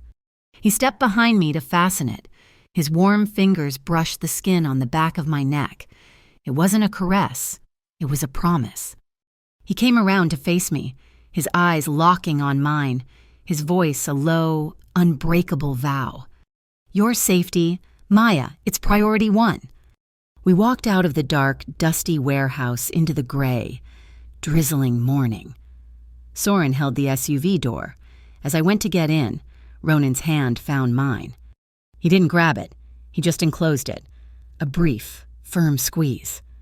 It wasn't hidden. It wasn't for show. It was just a fact, a truth. We were in this. We were on the same side, and we were done running. The game was set. The adrenaline from the warehouse had settled into a low, cold hum in my veins. The pendant Ronan had given me was hidden under my sweater, a single, warm point of contact against my skin. This was the new clock, not the shift schedule at the Thistle, but a rapid 24-hour cycle of moves and counter-moves. Elise and I were the first move. We walked into the 5th District Commercial Court just after 9 a.m. It was all cold marble and high, echoing ceilings. It was built to make you feel small. I felt my shoulders hunch. Elise, however, walked like she owned the place. "Shoulders back, Maya," she murmured, not looking at me. "You're a plaintiff, not a suspect." We filed the emergency injunction. Dockside Flats Tenants Association, v. Bayfront Redevelopment Authority, and Deputy Inspector Voss. I signed my name as the lead plaintiff. My hand surprisingly steady. The file was thick. Elise had included everything my affidavit about the first eviction, the metadata from the anonymous email, the ANCH7 manifests from the warehouse, and a blistering analysis of the 2 different forged Voss signatures. My seamstress eyes were now Exhibit D. As we were leaving, Elise's phone buzzed. A curt, official email. "Well, well," she said, a small, cold smile playing on her lips. "The BICC, they're formally inviting Mr. Called her to their regional office for questioning." "Is that bad?" "It's adorable," she said, tapping a reply.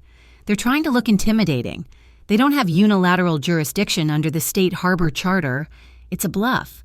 I just respectfully declined on his behalf." She pocketed her phone. "Your turn to be the distraction. Maya." "You mean the bait," I said. Elise just looked at me. The bait sets the trap. The anonymous tip was sent, a burner email routed through 3 different countries, landing in the Harbor Integrity Unit's public inbox, a container of illicit, untaxed electronics. Pier 11 tonight, 9:30 p.m., code ANCH7. Voss, smarting from his misspelled warrant and the humiliation on Pier 19, swallowed it whole. He needed this. He needed to be the hero who broke the case. He needed the win, and he needed it on camera. Ronan made his move in broad daylight. He wasn't at Pier 11. He was 3 miles away, at Slip Aurora, a clean, well-lit, private berth, and he hadn't invited Voss. He'd invited the Herald and Ledger.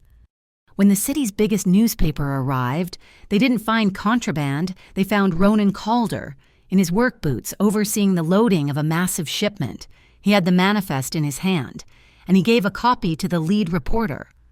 "As you can see," he said, his voice calm, "this is our monthly humanitarian aid shipment, 20 tons of powdered milk for the city's food banks, a new shipment of 88 ventilators for Port Herod in general, and 5,000 wool blankets for the homeless shelters, a donation from the Maritime Cultural Fund. The cameras flashed. This was the ruthless mafia boss he was shipping baby formula and blankets. 9:30 p.m. The harbor was black, the wind cold. I was in the Harbor Shade apartment, 17 floors up, watching the water. I couldn't sit. I just paced, my hand straying again and again to the pendant under my shirt. Now. Across the bay, at the dark, nearly abandoned Pier 11, Voss was making his move. He had his full team, tack vests, body cams rolling. He had a warrant. This one spelled correctly. He was going to break Ronan Calder on a live feed.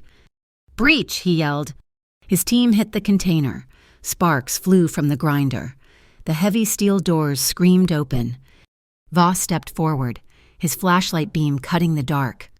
He was met with nothing. The container was cavernous and almost completely empty, except for the far back wall. Stacked neatly, from floor to ceiling, were blankets. Not the new, high-quality ones Ronan was shipping from Slip Aurora. These were old, threadbare, mismatched donation blankets, the kind that hadn't even been worth shipping. A single Ledger reporter, the one who hadn't gone to Slip Aurora, stepped out of the shadows. "Inspector Voss, a source said you were raiding a shipment of electronics." The flashbulb popped, catching the look of pure, unadulterated fury on Voss's face. He was standing in a box of old blankets, live-streamed, looking like a fool. He had been played. The rage was a physical force. Voss knew, instantly, who had done this, and he knew he couldn't touch Ronan. Calder was across town, wrapped in the good press of baby formula and charity. So, Voss did what he always did. He pivoted. He went for the weakness. He went for me. Back in his car, he was screaming into his phone, "I don't care, the girl. That fraudulent video from the restaurant, find me a judge. Wake him up. Get me a warrant for her arrest. Conspiracy, obstruction. I want her in cuffs. Now." I was still at the window when it happened. The pendant under my shirt didn't ring. It vibrated, 3 short, sharp pulses. Not a phone call. It was a silent alarm, their signal. My heart didn't stop. It kicked into overdrive. I looked at my phone, a new text, Soren. Voss Mobile, en route your location. Lobby team. Ida 4 Mins. Elise is initiating. Stay frozen. My eyes were bright, my hands were steady. I was done being the bait. I was the trap. I heard the ding of the elevator, far down the hall. Heavy footsteps. Soren's team had been here earlier. They'd brought boxes, dozens of them. My apartment's elegant foyer was now packed to the ceiling with stacked, brown cardboard boxes marked kitchen, books, linens. It looked, for all the world, like I was moving out. Thump, thump, thump. The pounding on my door was so violent, the new deadbolt rattled in its frame. "Maya Delgado, this is Deputy Inspector Voss Harbor. Integrity Unit, open this door. We have a warrant for your arrest." Another, greasier voice joined in. "Come on out, Maya. It's over, mister. Klein is here to take possession of the unit." Klein. They'd brought Klein. I walked calmly to the intercom panel by the door. I could see them on the tiny, grainy security screen. Voss, red-faced and furious, 2 of his uniformed men, and Mr. Klein, in his same squeaking vinyl raincoat, holding a clipboard, looking terrified and vicious all at once. "They're trying the elevator, boss," I heard one of Voss's men say. He jabbed the button. "It's not working. The elevator's been locked off." "Soren." "What's going on?" Voss bellowed. "There's a feed," the other officer said, looking at his phone.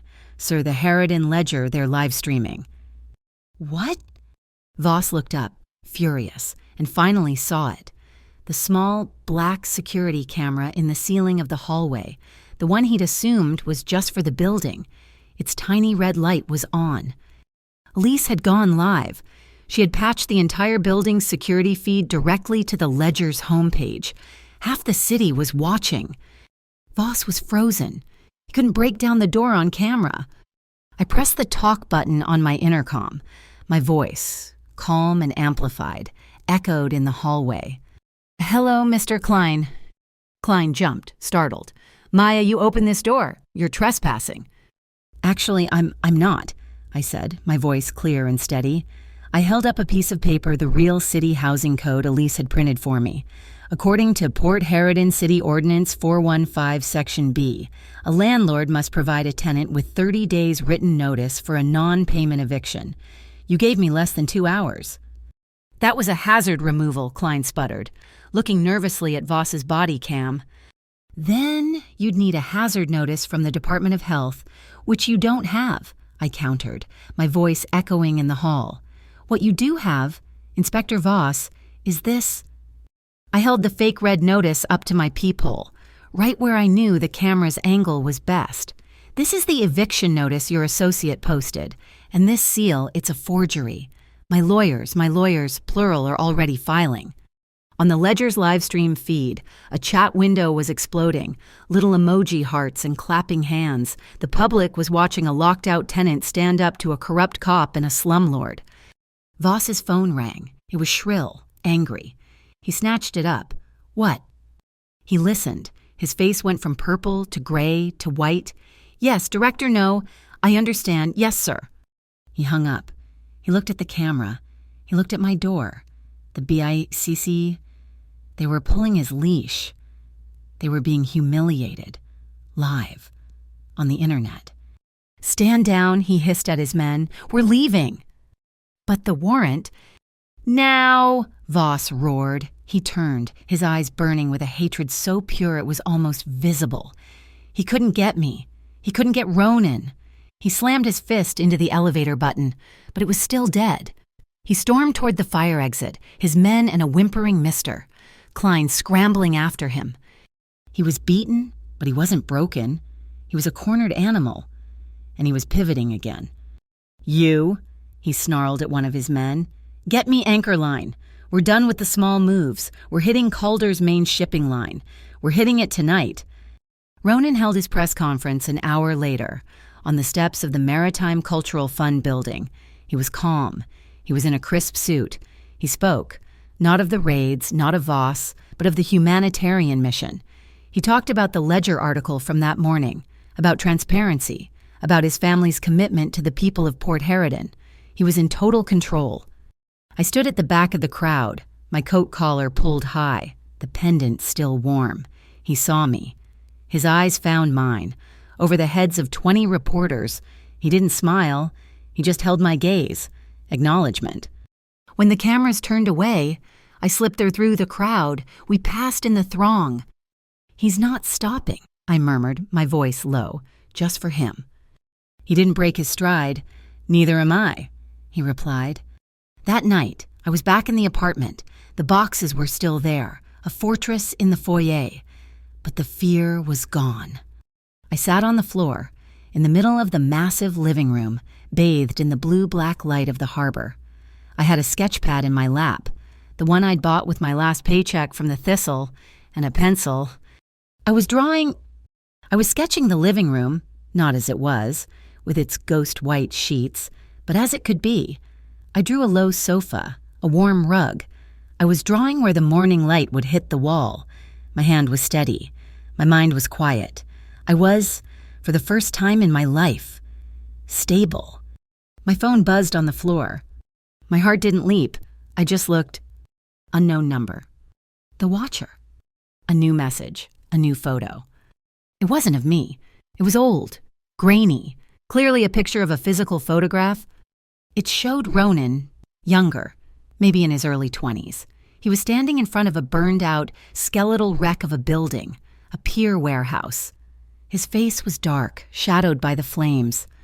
And next to him was another young man. He looked like Ronan, the same jaw, the same intense eyes, but he was smiling, a wild, reckless grin. He had a small, sharp scar on his left eyelid. He had his arm slung around Ronan's shoulder. The text underneath was simple. Don't trust any Calder, especially not the brother. Aiden Calder. I'd heard the name. The black sheep. The one who had vanished. I stared at the picture of the two brothers, united by a fire. Don't trust him. I saved the image. I cross-referenced it with the file on my laptop. Forgery and abuse of power. I didn't call Ronan. I didn't call Elise. This message wasn't for them, it was for me. The Watcher, this by-sea agent, this ghost was trying to break my trust in Ronan. They thought I was a pawn, a tool, emotional evidence. I made a decision. I was done being a pawn. I was done being a partner. I was going to run my own investigation. I was going to find Aiden Calder, and I was going to cut the strings, one by one. Finding Aiden Calder wasn't like finding Ronan. Ronan was a fixed point, a lighthouse. Aiden was smoke. I couldn't ask Elise. She worked for Ronan. I couldn't ask Ronan. This was about Ronan. So I went back to the only world I knew. I put my apron in my bag, walked to the Gull and Thistle during the afternoon lull, and found Sal counting receipts. "I need my back pay, Sal," I said. He flinched, not meeting my eyes. He knew what Voss had tried to do. He knew he'd almost let it happen. He pushed a thin envelope across the counter. "I'm not here for the job," I said. "I need to find Aiden Calder." Sal looked up, his face pale. "You don't want to find him. Maya, he's trouble. Not like his brother, he's the broken one." "Where, Sal?" He sighed, defeated. "Tide's End, it's a dive bar off the shipyard. He drinks with the men who hate the docks. Go after dark, but don't say I sent you." Tide's End smelled of stale beer, fried fish, and regret. It was a dark, wood-paneled room where no one smiled. I saw him in the back booth. He was exactly as the photo had shown him, younger than Ronan, with the same strong jaw. But where Ronan's energy was a coiled, contained stillness, Aiden's was a frantic, vibrating hum. He laughed too loud, his eyes moved too fast, and the scar, a thin, white line on his left eyelid, twitched as he saw me approach. "Well, well," he said, his voice sharp and amused. He pushed a chair out with his boot. "Maya Delgado, the waitress who tipped over the whole apple cart. I've been wondering when you'd show up." I sat. I didn't take my coat off. "You've been expecting me." "The Watcher told me to," he said, tapping his phone on the scarred table. "The ghost from the BCC. Oh yeah, they've been whispering in my ear for months. Help us take your brother down. Help us clean up the harbor. They sent me your picture too. The girl Ronan's protecting. They thought we could bond over it." "The message I got," I said, was don't trust any Calder, especially not the brother. Aiden threw his head back and laughed, a harsh, bitter sound. "Yeah, that sounds like them. They're right, you know. You shouldn't trust me. I'm a mess." He leaned in, his smile vanishing, his eyes suddenly sharp and intelligent. "But you really shouldn't trust Ronan." "Why? You're staying at Harborshade, aren't you?" he asked. I didn't answer, and he just smirked. "Blackwave Holdings, that's the real family money. Maya, not the docks, the property. That glass tower was phase 1 of my father's grand Port Harridan redevelopment plan, the plan I was supposed to run." My blood went cold. Blackwave, the company that owned my apartment, Ronan's company. "I don't understand. Voss Bayfront." "The Bayfront is the city's muscle," Mara Aiden explained, ticking points off on his fingers. "Blackwave was the private capital. They were partners. They were going to bulldoze all of Dockside, your home, my home, all of it 5 years ago, build a dozen more glass towers." "What happened?" "Ronan." Aiden spat the name like it was poison. "My sainted big brother, he found out. He went to my father and said the plan was blood money. Said it was built on displacing the vulnerable. He refused to use Calder lines to move a single piece of steel for it. He cut himself off from Blackwave, from me. It split the family right down the middle." He tapped the photo I'd slid onto the table, the one of the fire. "That night," he said, his voice dropping, "that was the night I was going to sign the final partnership papers with Bayfront anyway. To cut Ronan out, he found out. He came to the pier to stop me." Aiden's gaze went distant, lost in the memory. "We fought. We really fought. Like we were kids again, a bloody, stupid brawl on the loading dock." "You started the fire," I whispered. "No," he said, his eyes snapping back to me. That's the hell of it. We were just two brothers trying to kill each other. When we were finally done, too tired to even stand, we turned around. The whole warehouse was burning. A third party. Someone who'd been watching us. Someone who wanted us both to burn. Voss, I said that he was the first investigator on the scene, Aiden confirmed, his voice bitter. Showed up faster than the fire department, ruled it arson, suspect unknown. But the unknown always hung over me and Ronan. And Bayfront. The emails they'd been sending me, they kept using a stupid code word for the offshore payment transfers, a little logo, a damn anchor. It all snapped into place. Voss and Bayfront, they hadn't just started this. They'd been planning it for years. Ronan had stopped them once, and now they were using the BCC to frame him, remove him, so they could finally finish the job. But why me, I asked, the one question that still haunted me. I'm nobody. I was just a waitress. That's exactly why, Aiden said, leaning in so close I could smell the whiskey on his breath. You're not nobody. You're the perfect symbol. You are the living, breathing proof of what Ronan claims to protect, the normal person, the vulnerable, the one he gives a warm coat to. He jabbed a finger at me. Voss hates him for that, by destroying you, by making you homeless, by throwing your mattress on the sidewalk for the whole city to see Voss was sending Ronan a message. He was screaming, "Your protection is worthless. I can take anyone you care about." The words hit me like a physical blow. "He's not protecting you, Maya," Aiden whispered, his voice laced with a strange, sad pity. "He's using you as his public relations case. You're his beautiful, tragic martyr." My stomach turned. The kiss in the warehouse, the pendant, was it all strategy? "But here's the thing," Aiden said, his whole demeanor shifting. The bitterness was gone, replaced by a cold, sharp anger.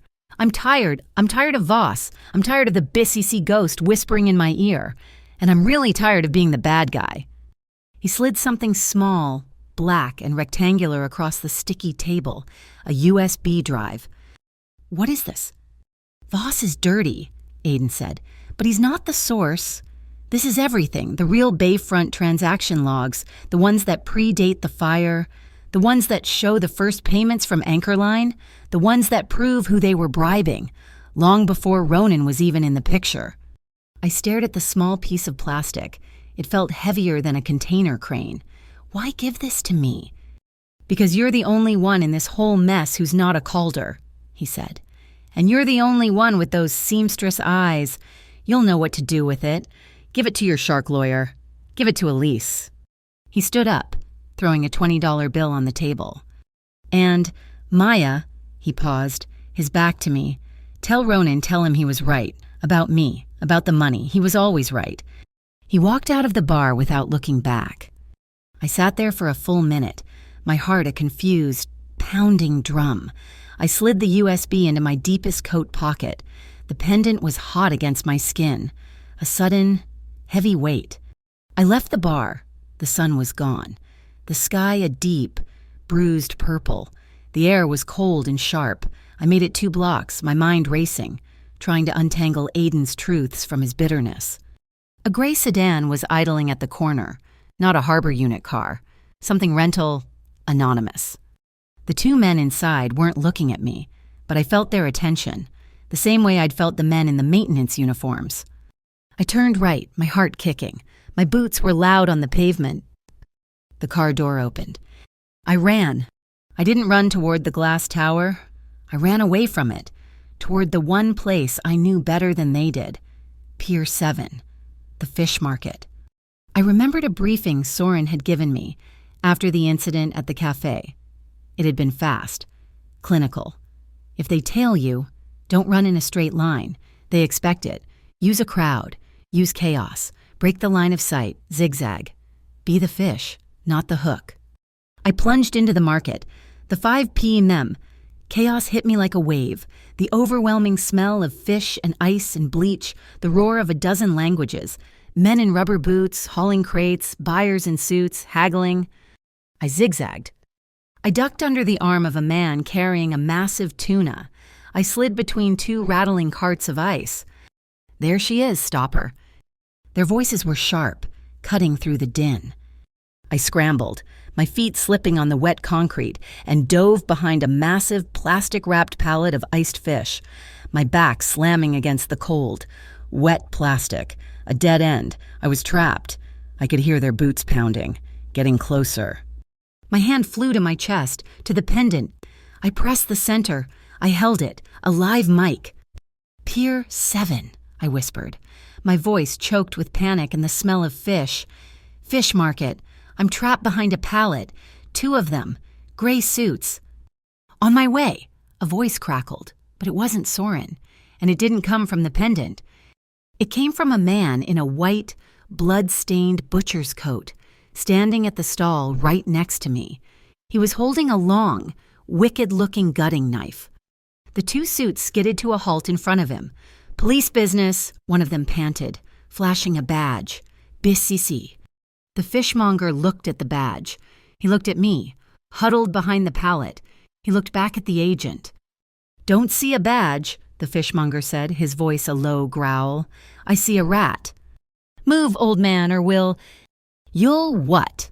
the fishmonger said, and then the man at the next stall stood up, holding a metal ice scoop, and the woman weighing shrimp behind him, and 2 more men from the loading bay. In 5 seconds, the 2 BIC agents were surrounded by a silent circle of angry, tired workers holding the tools of their trade. "This is Calder Dock," the fishmonger said, "and you ain't welcome. Get out!" The agents looked at the knives. They looked at the ice hooks. They looked at the exits. They backed away, defeated, and disappeared into the crowd. The fishmonger looked at me. He wasn't one of Soren's team. He was just a dock worker. "Back alley," he grunted, jerking his chin. "White van, go!" I ran. I burst out the back door into an alley that reeked of algae, a white, windowless delivery van, the kind that delivered bread to the Thistle, screeched to a halt right in front of me. The side door slammed open. Soren. "Get in now." I tumbled inside, landing on a pile of empty plastic bakery trays. The door slammed shut, and the van launched forward, throwing me against the metal wall. We took a corner so hard the entire van shimmied. I was safe. I was breathing in huge, ragged gasps. The van smelled like old yeast. And I started to laugh. It was a crazy, high-pitched, hysterical sound. I was alive. I was terrified, and clutched in my fist a small, black piece of plastic. My phone rang. The screen flashed Ronan Calder. I answered, my voice still shaking from the laughter. "Are you hurt?" His voice wasn't a question. It was a low, urgent, vibrating demand. "I'm okay," I panted, the laughter dying. "I'm with Soren. I'm fine." "What happened? Where were you?" Soren said the tracker. "I went to see Aiden," I said. The silence on the line was absolute, colder than the fish market. "I'm fine," I said again, my voice stronger now, the adrenaline settling into resolve. "And Ronan, I have something big. I'm coming to the office. You and Elise. Now." When I walked into the Pier 19 war room, they were both there. Elise, looking like she'd been pulled from a high-stakes dinner. Ronan, standing by the glass wall, staring out at the dark harbor. He turned when I came in. He didn't look angry. He looked worried, deeply. "Aiden," he said. "He's a lot." I said, I was done being a victim. I was done being a pawn. He told me about Blackwave. He told me about the fire. Ronan's jaw tightened. "He told you his version. He also gave me this." I walked to the table and placed the USB drive in the center. Elise was on it. She slid it into her laptop. Her fingers flew. The wall-sized map of the shipping lanes was replaced by a massive, complex spreadsheet. "My God," Elise whispered. She wasn't just a lawyer. She was a predator who'd just caught the scent. "Maya, this isn't just the last 2 years. This goes back 7 years, before the fire." She scrolled, and we all saw it. Line after line of digital transfers, Bayfront Redevelopment Authority to a single, repeating, numbered account. "It's Anchor Line," Elise breathed, her eyes wide with a hunter's glee. Bayfront has been bribing the Harbor Integrity Unit through Anchorline for 7 years. This isn't just a land grab. Ronan, this is a massive, ongoing criminal conspiracy." She was typing furiously. "This is the entire dockside class action lawsuit. This is my God with the forged warrants. The illegal surveillance. This is enough. This is enough for a federal warrant, for Voss." The room was silent. This was the weapon. Ronan wasn't... He looked past my fear, past my recklessness. He saw the partner. "You went to Aiden," he said, his voice low. "You were chased by federal agents, and you brought this back." "They weren't just chasing me," I said, thinking of the fishmonger with the knife. "They were chasing you." "No," he said, taking a step closer. "We do this. Maya, we give this to the court. There is no turning back, for any of us. Voss, the BICC. What's left of my family, they will burn everything down to stop us." I looked at him. The man Aiden said was using me. The man whose dock workers had just formed a wall of knives to protect me. I thought of my old life, the soaked mattress on the sidewalk. "I've never been a fan of turning back," I said. "I'm not interested in the person I was before, the one they thought they could just throw away." A small, slow smile touched his mouth. He looked at the screen, at the map of my neighborhood, the one Voss wanted to destroy. "My mother," he said, his voice quiet, almost to himself. "She used to run a kitchen, out of an old warehouse on Pier 2, for the sailors, the ones who came in with nothing. She'd give them soup, thick, hot soup. She always said, you can't let a man starve just because he's lost at sea." He looked at me, and I finally understood. The soup I spilled, the coats for the dock workers, the apartment, me. Elise's phone rang, the sound shattering the moment. She answered, her face tense. "Judge Kant's clerk," she whispered, holding up a finger. Yes, I see." She hung up, her face pale but her eyes electric. "It's done," she said. "The judge reviewed the emergency file. She's convening a special session. She's calling everyone." "When?" Ronan asked. 8 a.m. tomorrow, in her courtroom, Bayfront, Voss, the BICC, and us. Elise took a deep breath. "It's all happening. Tomorrow at 8. The morning air was razor thin and cold, the sky a bruised, metallic gray. The courthouse loomed over us, a fortress of granite and old justice. It was a circus. Reporters from every local station, including the Ledger, were camped on the steps, a shivering sea of cameras and microphones. "This way," Elise said, her voice crisp, cutting through the noise. Soren had the SUV in a restricted alley. He and 2 other men, built like him like quiet, brutalist architecture, formed a perimeter. Ronan put his hand on the small of my back. It wasn't a romantic touch. It was a signal. "Move. Stay with me."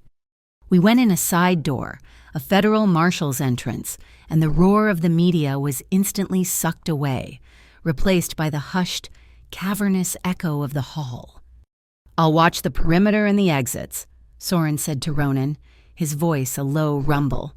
"We'll know if they so much as breathe wrong." Ronan just nodded. We walked into the courtroom. It was massive, dark wood, soaring ceilings, and the air was thick with the smell of old paper and lemon polish.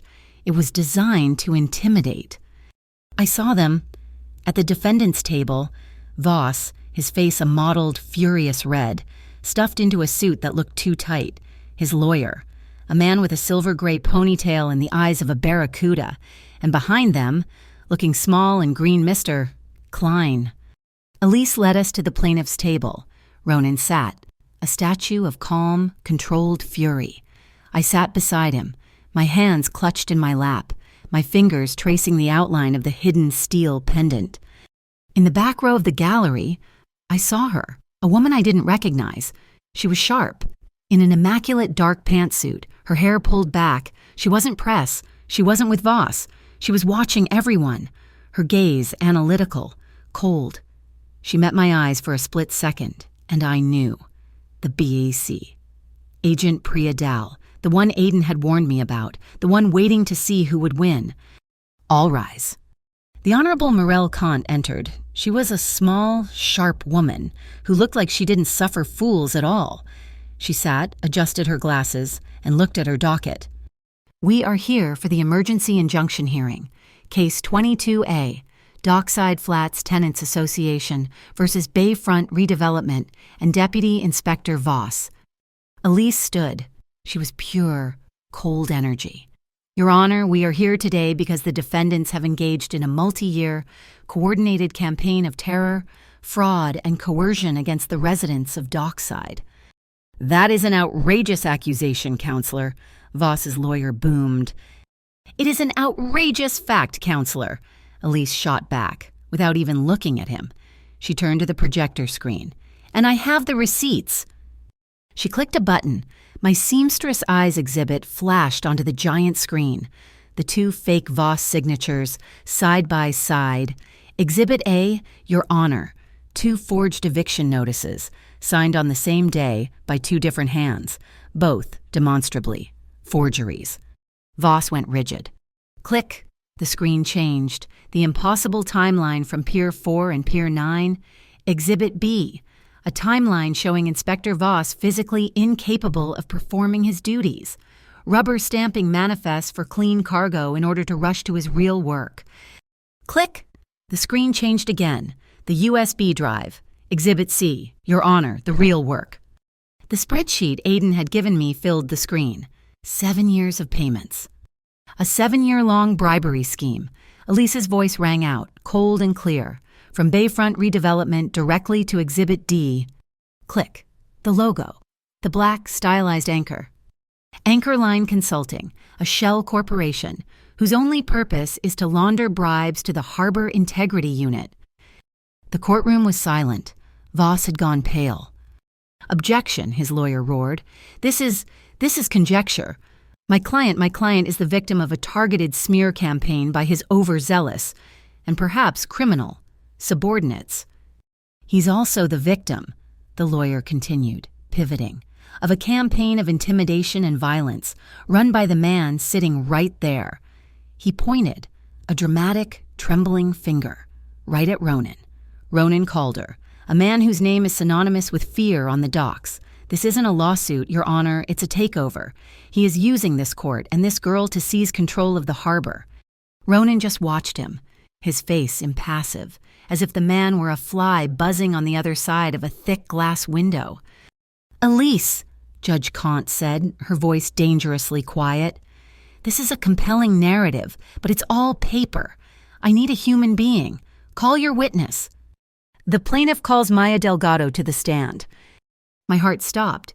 The entire room spun.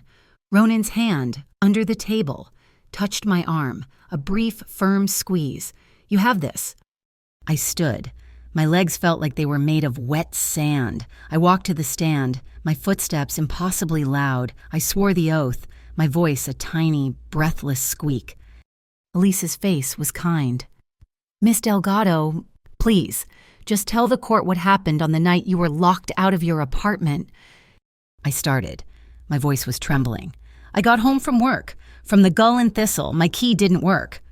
I looked out, at the sea of faces, at Voss, staring at me with pure venom, at Ronan, watching me, his gaze steady, an anchor. I took a deep breath. I remembered the fishmonger with the knife. I remembered the women who had stood up for me. I looked at Judge Kant. My key didn't work because Inspector Voss's associate, Mr. Klein, had illegally changed the lock. He threw my mattress, my clothes, my entire life onto the sidewalk in the rain because of a piece of paper. My voice was getting stronger. Elise nodded. "And after that, I told them everything. The anonymous texts, the picture of me on the balcony, the men in the maintenance uniforms, the tracker in the warehouse, the fake arrest Voss had tried to stage at my door." "They weren't just evicting me, Your Honor," I said, my voice finally steady, hard as steel. "They were hunting me, because I saw what they did, because I was the one who spilled the soup. I was the loose thread." Elise sat down. "Your witness, counselor." Voss's lawyer uncoiled from his chair. He was smiling. It was a terrible, reptilian smile. Miss Delgado, he purred, a truly harrowing story. You've been through so much. It's a good thing you had a benefactor, isn't it? I said nothing. Where? He asked. Are you living right now? I'm staying at the Harbor Shade Residences, I said, my voice clipped. Ah, yes, the glass tower. A beautiful view, I'm sure. He paced in front of me. And who, exactly, is paying for this generous accommodations? Here it was, the emotional evidence, the trap. I could feel Ronan's anger, a hot, vibrating presence from the plaintiff's table. Mr. Calder provided the apartment, I said. The lawyer's smile widened. He pounced. He provided it. Isn't it true, Miss Delgado, that you are, in fact, in a personal relationship with Mr. Calder, that you are his guest, that he is paying for your cooperation, for this performance with a multi-million-dollar penthouse? He turned to the judge. Your Honor, this is a clear conflict of interest. Her entire testimony is tainted. She is the paid mistress of the man who stands to gain everything from this injunction. I heard Ronan's chair scrape. He was standing up. Ronan, no, Elise whispered, her hand on his arm. But I was faster. I leaned forward into the microphone. My eyes locked on Judge Kant. My voice was not loud. It was sharp. It cut through the entire room. Yes, I am staying in an apartment that Mr. Calder provided. I turned my head. My eyes locked, hard on Voss. His smug look wavered. I'm staying there because you, I said, my voice ringing with a cold, clear fury. And your client made me homeless in the middle of a winter rainstorm. He gave me a safe place to sleep. You gave me a forged piece of paper and threw my life on the sidewalk. The courtroom was dead silent. The lawyer's mouth was open. He had nothing. Sit down, counselor, Judge Kant said, her voice laced with ice. As I walked back to my seat, Ronan was still standing. He looked at me, not with pity, not with anger. He looked at me with a raw, undisguised pride. He sat. We sat as one. Your Honor, a new voice said. Agent Priya Dal, the BICC woman, was standing. If I may, Agent Priya Dal, Bureau of Interstate Commerce Crimes. Judge Kant sighed. And what is your interest here, Agent? The Bureau is concerned, Dal said, her voice smooth as polished steel. We are concerned by the instability in the harbor. We are concerned by the allegations against Inspector Voss. And we are concerned by all parties who seek to exploit that instability. She was hedging. She was putting Ronan on notice. If you win, we're still watching. Your concern is noted, Agent, Judge Kant said, dismissing her with a wave. I, however, am concerned with this. She pointed to the spreadsheet. This anchor line account, these payments, who signed off, who approved this? Elise. Elise stood, a final, small, lethal smile on her face. I have one final piece of evidence. Your Honor, an internal email from the Bayfront servers, acquired via Mr. Aidan Calder's archive. A new image filled the screen, an email. From D. Davos, Harbor Integrity to Anchorline Ace, Re-Dockside Phase 1. The payment is approved. Ensure the enforcement team is ready. We clear them out by Monday. And at the bottom, a clean, sharp, digital signature. D. Voss, the real one, the one with the straight slashing V. The room exploded. Voss was on his feet, screaming. That's a fake, that's fabricated, I never... Bang, bang, bang. Judge Kant's gavel was a gunshot. Silence, silence in this court. She stared down at Voss, her eyes burning with contempt. Inspector Voss, your actions and the actions of the Bayfront Authority are a disgrace to this city. She pointed her gavel at him. I'm issuing an immediate temporary injunction against all Bayfront redevelopment activities, effective immediately. And I am signing a warrant for the immediate search and seizure of your office, your home, and all Bayfront headquarters. Get them. Federal marshals. Voss collapsed into his chair. It was over. We had won. We walked out into the cold, bright afternoon sun. The adrenaline drained out of me in one great, bone-rattling whoosh. I started to shake. The victory felt too big. My hands were blocks of ice. Ronan, silent. stepped in front of me, blocking the wind. He didn't say a word. He just took off his heavy, expensive suit jacket. It was warm from his body. He wrapped it around my shoulders. It was huge, enveloping me, and it smelled of him wool and salt and safety. We just stood there for a second, surrounded by the chaos of our team.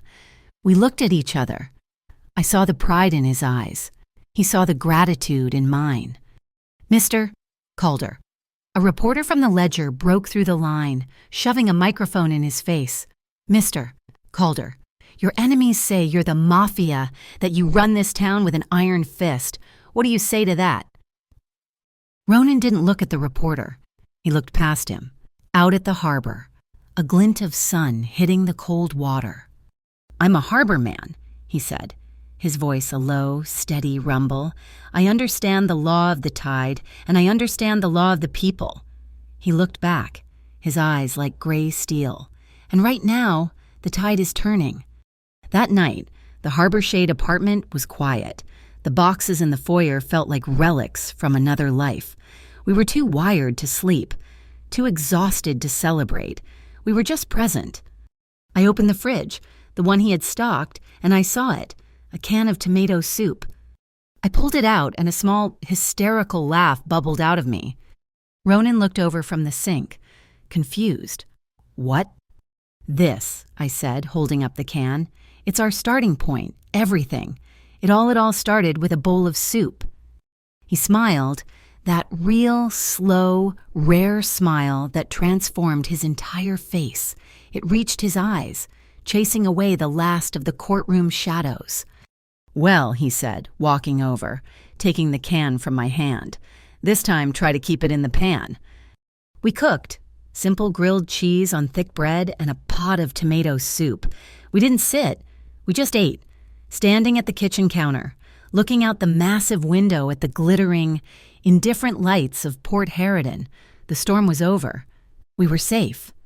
The energy shifted. The adrenaline was gone. The tension of the courtroom was gone. And in that vacuum, something else rushed in. The thing that had been waiting since the warehouse. He took my empty bowl.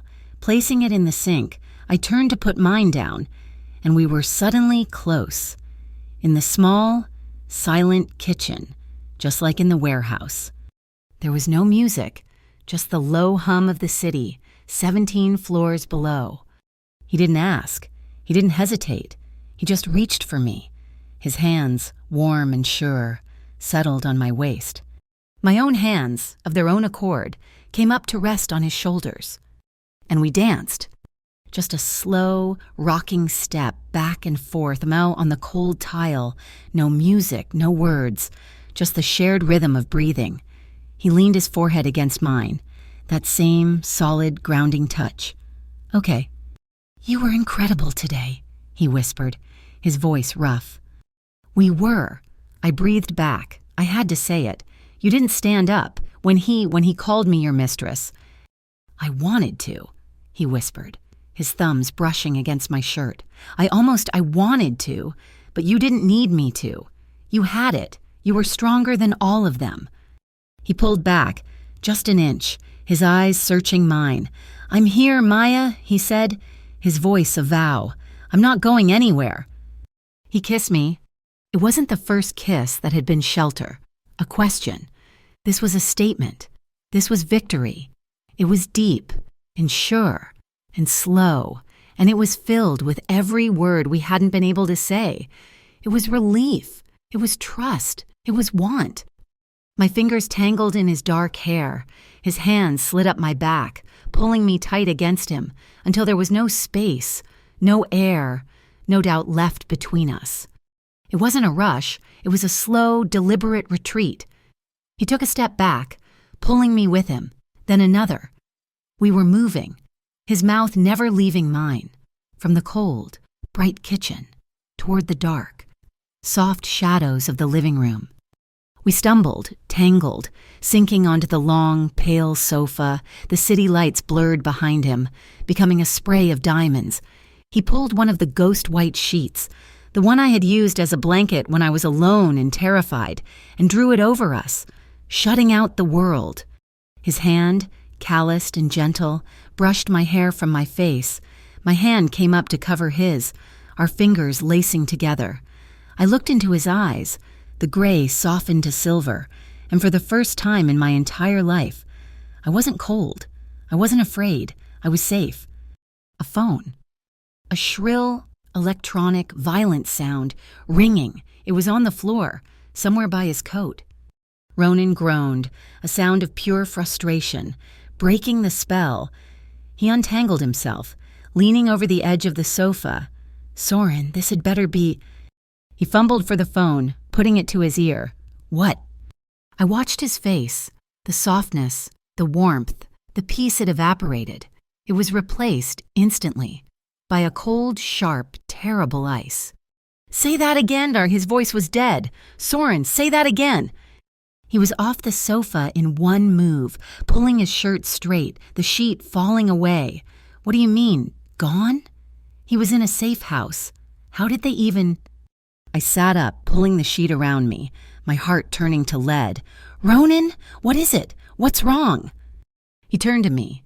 His face was a mask of granite. His eyes were hollow. Aiden, what about him? He's gone. They grabbed him. Not Voss's men, not Bick. He looked at his phone. His hand clenched so tight his knuckles were white. They grabbed him from the safe house Soren had him in, not an hour ago. His phone buzz. A text. He read it. His face didn't change. It couldn't get any harder. He held the phone out for me to see. An unknown number. You want the brother, bring the original file. The USB, Beacon Road, Overlook, 2mm. Come alone. Or he pays for the fire. The air in the apartment, which had been so warm, so safe, was instantly ice cold. The bubble of peace we'd built shattered. Ronan was already moving, pulling on the shirt he'd discarded, his face a mask of cold, hard stone. The man from the sofa was gone, and the harbor boss was back. Soren is tracking the car, he said, his voice flat, all emotion erased. I'm going alone. He was grabbing his keys, his pea coat. No. He stopped, his back to me. I stood up from the sofa, pulling the sheet tight around me, and then... Realizing how stupid it looked, I let it drop. I grabbed my jeans from the floor and pulled them on, my hands shaking, but not from fear, from rage. You're not going alone, Ronan, I said. This is not a discussion, Maya. He turned, and his eyes were chips of gray ice. This isn't a game. This is my brother. I know, I said, my voice as hard as his. But they don't just want your brother. They want the USB. And they expect you. They've been using me to track you for a week. I'm the bait. I'm the emotional evidence. I'm the pawn they keep trying to move. I walked right up to him. I am done being the bait. If they want the woman you're protecting, they're going to get her. But I'm not going to be the shield. I'm going to be the knife. We do this our way, the way we planned. He stared at me, his jaw working. The ice in his eyes didn't melt, but it shifted. He saw the logic. He saw the steel. Elise, he barked into his phone. Plan B, Beacon Road, we're moving. Elise was at the apartment in 10 minutes. She was all business. The original USB is secure, she said, her voice clipped. This, she held up an identical drive, is a copy, but it's also more. She tapped her slim laptop bag. It's a broadcast transmitter. The second I activate it, it doesn't just copy the data, it floods the local network, Judge Kant's private server, the Harridan Ledger's inbox, every cop in the city PD that isn't on Voss's payroll. She turned to me. Her hands were cold as she unbuttoned the top of my coat. This is for you. She clipped a small, black button to my lapel. It looked like part of the coat. It's a camera, she said, just like the one at the apartment. When I hit the broadcast, you're the star. We're not just giving them a file, Maya. We're giving them a live show. Beacon Road Overlook, 2 a.m. It was the highest point in Port Harridan, a tourist spot designed to give you a pretty view of the harbor. Tonight, it was a stage. The wind was a physical force, a screaming, solid wall that threatened to tear us from the cliff. It was impossibly cold. Soren's team was invisible. They were shadows in the rocks below, ghosts with long-range, non-lethal rifles. It was just us, me, Ronan, and Elise, standing in the glare of our SUV's headlights. Then they arrived, 2 black, anonymous SUVs. They pinned us in, their headlights blinding. The doors opened, Voss stepped out, his face smug, triumphant. He had 2 men with him, big, broad-shouldered, in tactical gear. And then, the passenger door of the lead car opened. Agent Priya Dal, the BIC, the Watcher, the ghost who had been sending me texts. She was in an immaculate black suit, her face calm, as if she were stepping into a boardroom. This was it, the real enemy. The BICCC wasn't just cooperating with Voss, they were Anchorline. They were the new Mafia, trying to take the harbor. Well, well, Priya said, her voice cutting through the wind, smooth and cold. The whole dysfunctional circus, Calder, his lawyer, and the performing monkey. They hauled Aiden from the back of the car. He was bound with heavy zip ties, a dark bruise on his cheek, but his eyes were sharp, vibrating with a furious energy. "Took you long enough," he snarled at Ronan, spitting on the asphalt. "You know, amateurs always pick windy spots. They think it hides the smell of their desperation." "Shut up," Voss snapped, shoving him. "The drive, Calder, the original USB, now." Elise held up her laptop bag. "Aiden first, let him walk over." Priya laughed, a high, cold sound that the wind snatched away. "I don't think so. That's not how this works." She stepped into the light, her hand on the holster at her hip. "Ronan Calder, I am Agent Priya Dal, Bureau of Interstate Commerce Crimes. I'm placing you under arrest for racketeering, conspiracy, and obstruction of a federal investigation." Ronan just looked at her, his hands buried deep in his coat pockets. "You have a warrant, Agent—" "I have authority," she spat. "This harbor is under my jurisdiction now. It's over for you." Ronan smiled. It was the smile I'd seen in the warehouse, the cold, dangerous, wolfish grin. "You have authority," he said, his voice a low, clear rumble. "But I have a broadcast network." He lifted his chin, a tiny, almost invisible signal. "Soren, now!" From his post, somewhere in the rocks, Soren hit the switch. Elise's laptop bag hummed. Priya's face, suddenly illuminated by a glowing screen on her phone, flickered with confusion. "What is this? An alert?" "It's a live stream, Agent, Elise said, her voice clear. "To the Ledger, to Judge Kant, to the city. You're live." Priya's eyes snapped to the button on my coat. She knew. She'd been played. This was my cue. I stepped forward, into the harsh, crossed beams of the headlights. The wind ripped my hair across my face, but I didn't care. I looked right at the lens. "My name is Maya Delgado," I said. My voice was steady. It was amplified by the mic, clear and strong against the wind. "For the past week, my life has been threatened by these 2 people, Inspector Voss and Agent Priya Dal of the BICC. "Shut her up," Priya screamed. "They used forged documents to make me and my neighbors homeless," I continued, my voice rising. "They faked police warrants. They planted illegal trackers to follow me.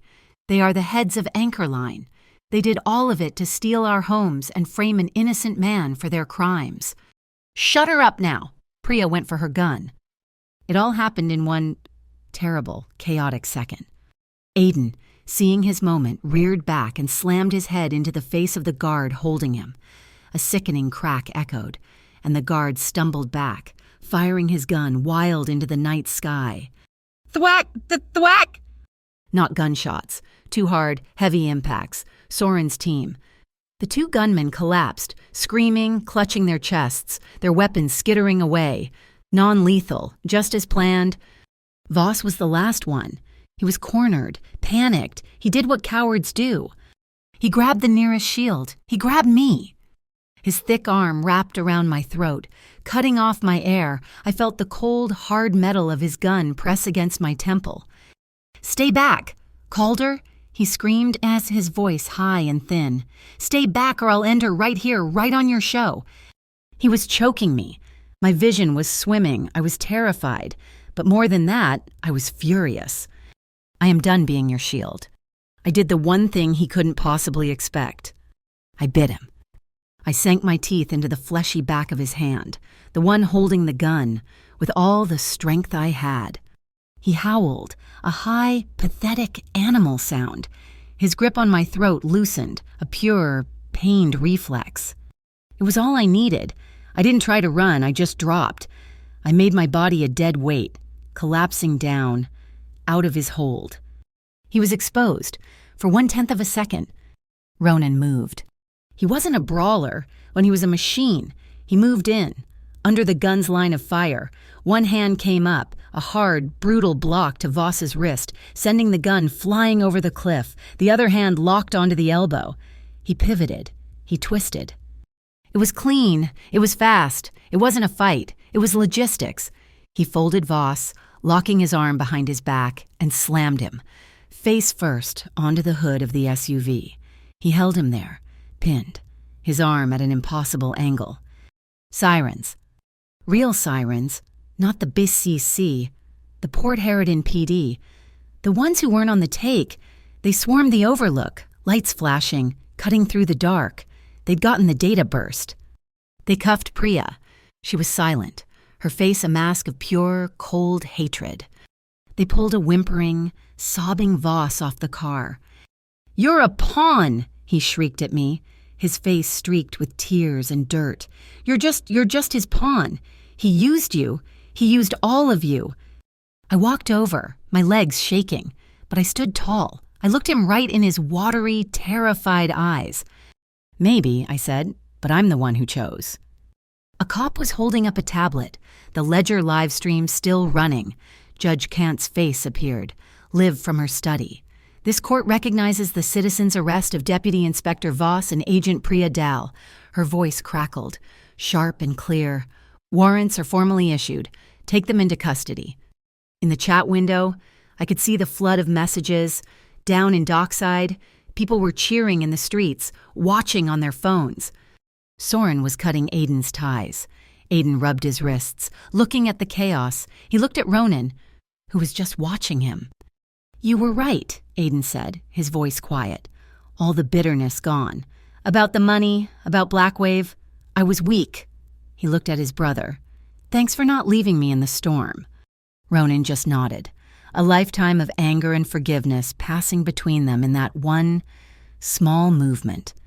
Elise stepped in front of the camera. "All business. Effective immediately," she announced. "Judge Kant has frozen all Bayfront assets. The redevelopment authority is being dissolved. Pending federal investigation, the Dockside flats are safe." The sun was coming up. The long night was over. We were back in the apartment. It was silent. We were just standing, exhausted, alive.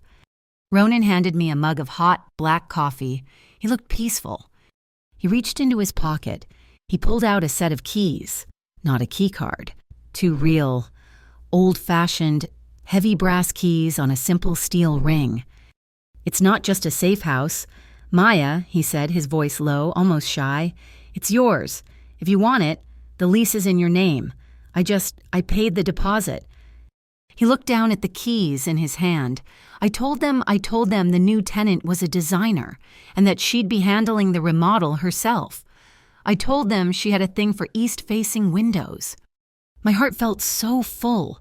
I thought it might actually burst. I took the keys. Their metal was cold, solid, real. "Okay," I said, my voice thick. "I'll take it, on one condition." He looked up, surprised. "This building," I said, gesturing to the glass tower around us, "Harbor Shade, 20% of all units set aside, right now, for controlled rent housing, for the families from Dockside." His eyes widened, just slightly. "And," I continued, "the Calder Maritime Fund, it's starting a new scholarship, a trade school fund, for the dock workers' kids, for the seamstresses." He stared at me.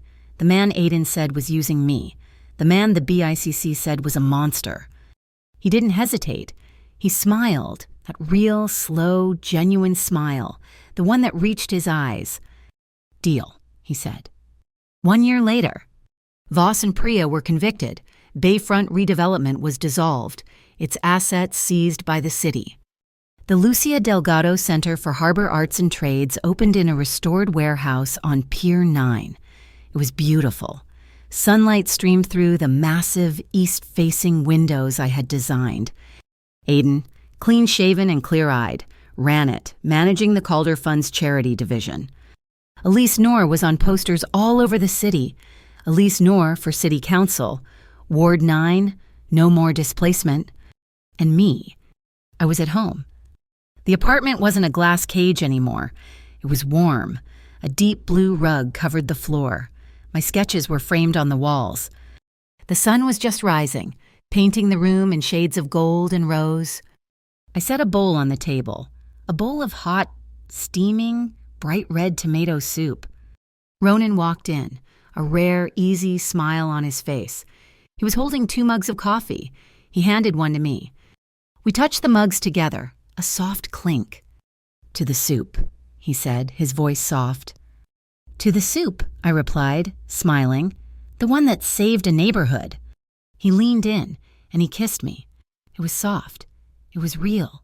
It was home. We hadn't run from the storm. We had built a home overlooking the sea. Thank you so much for listening to this story. I'd love to know where in the world you're tuning in from. So drop a comment below and let's share our thoughts. Please, if you enjoyed this, subscribe to my channel, Mafia Boss Stories, and give this video a like. And if you really want to support the story, hit that hype button to help it reach more people. Your support means everything.